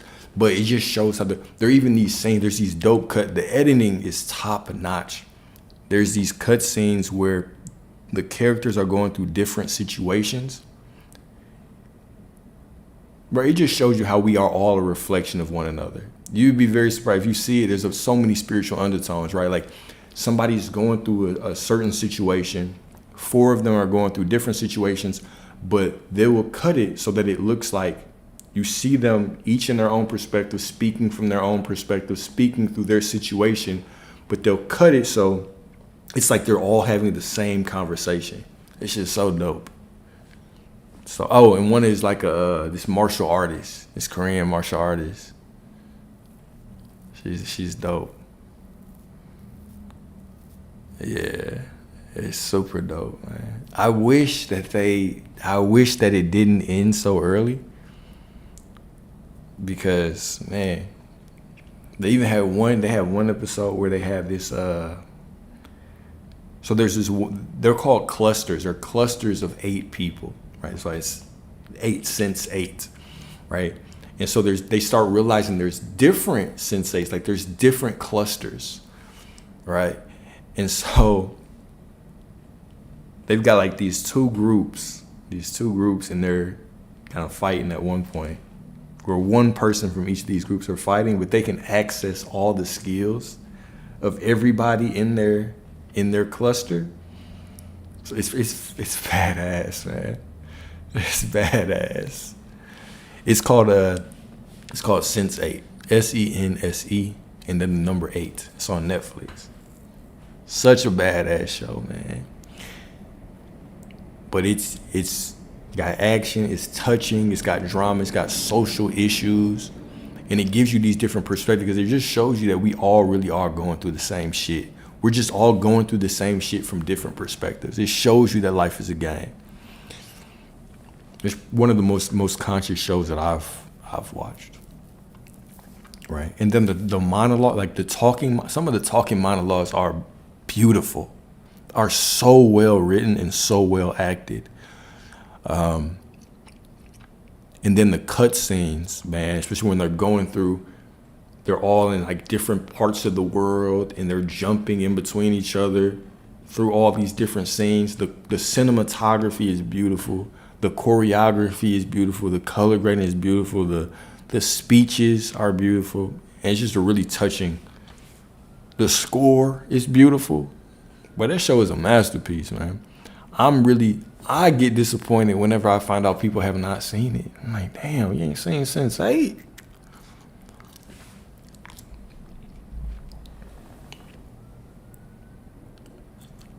Yeah. If I was sharing my screen, I'll show a scene right now, but I'm still banned from sharing on TikTok.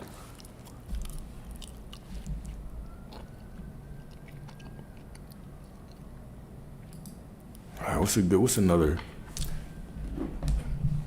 Let me see.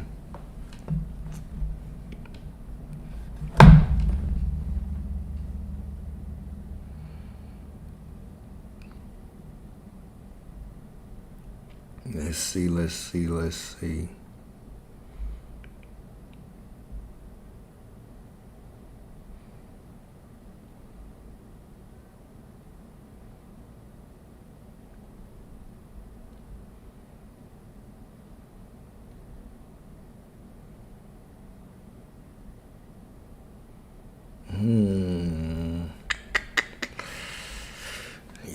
got nothing conscious up in here. I got Peaky Blinders, Equalizer,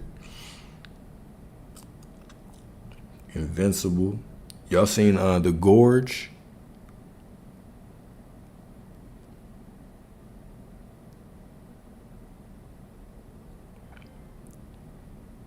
Uh, 6 out of a 7. That's a very nah. It was that show was a 10 to me. But then it is my perspective for sure. 6 or a 7? What about the show is a 6 or a 7? Whew, man. My taste is different then. That's my favorite show of all time for sure. Like, it's my favorite show.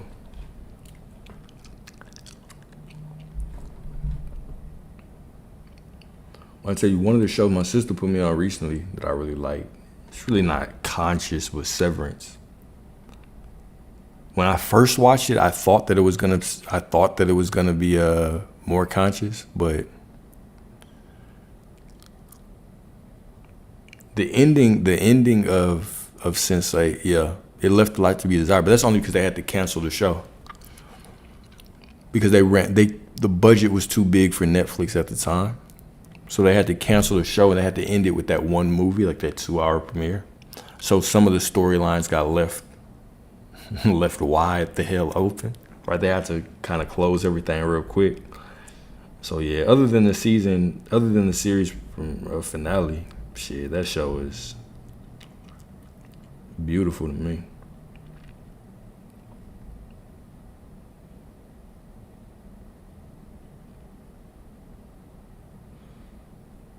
I'm also waiting for Game of Thrones to come back on House of Dragon. To see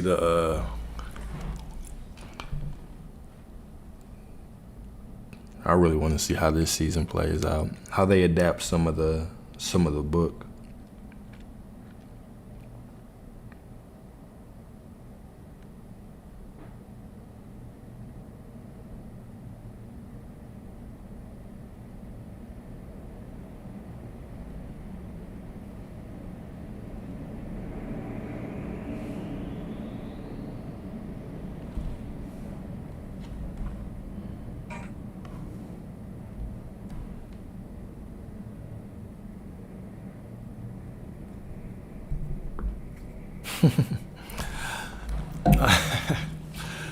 Alright, y'all, I got like 3% battery. Yeah, I got 4% battery, man. It's going to end this one with I was going to do the panel, but I'll probably do that tomorrow or Sunday because my shit about to die. But then with the prayer and some affirmations, then I will let y'all go.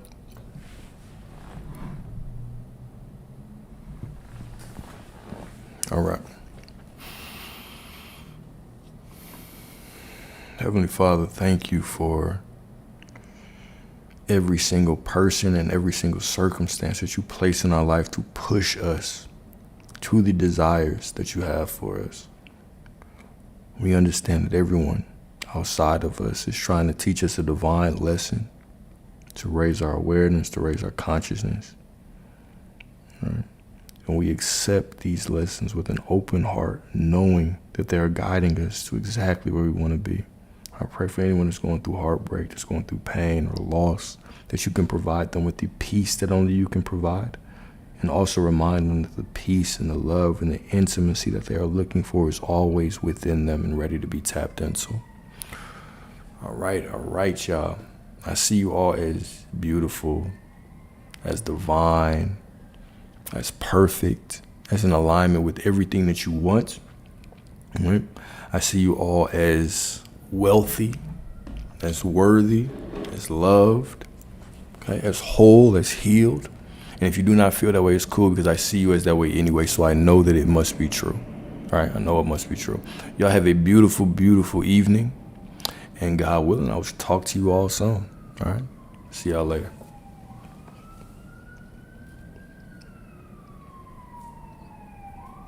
Good night.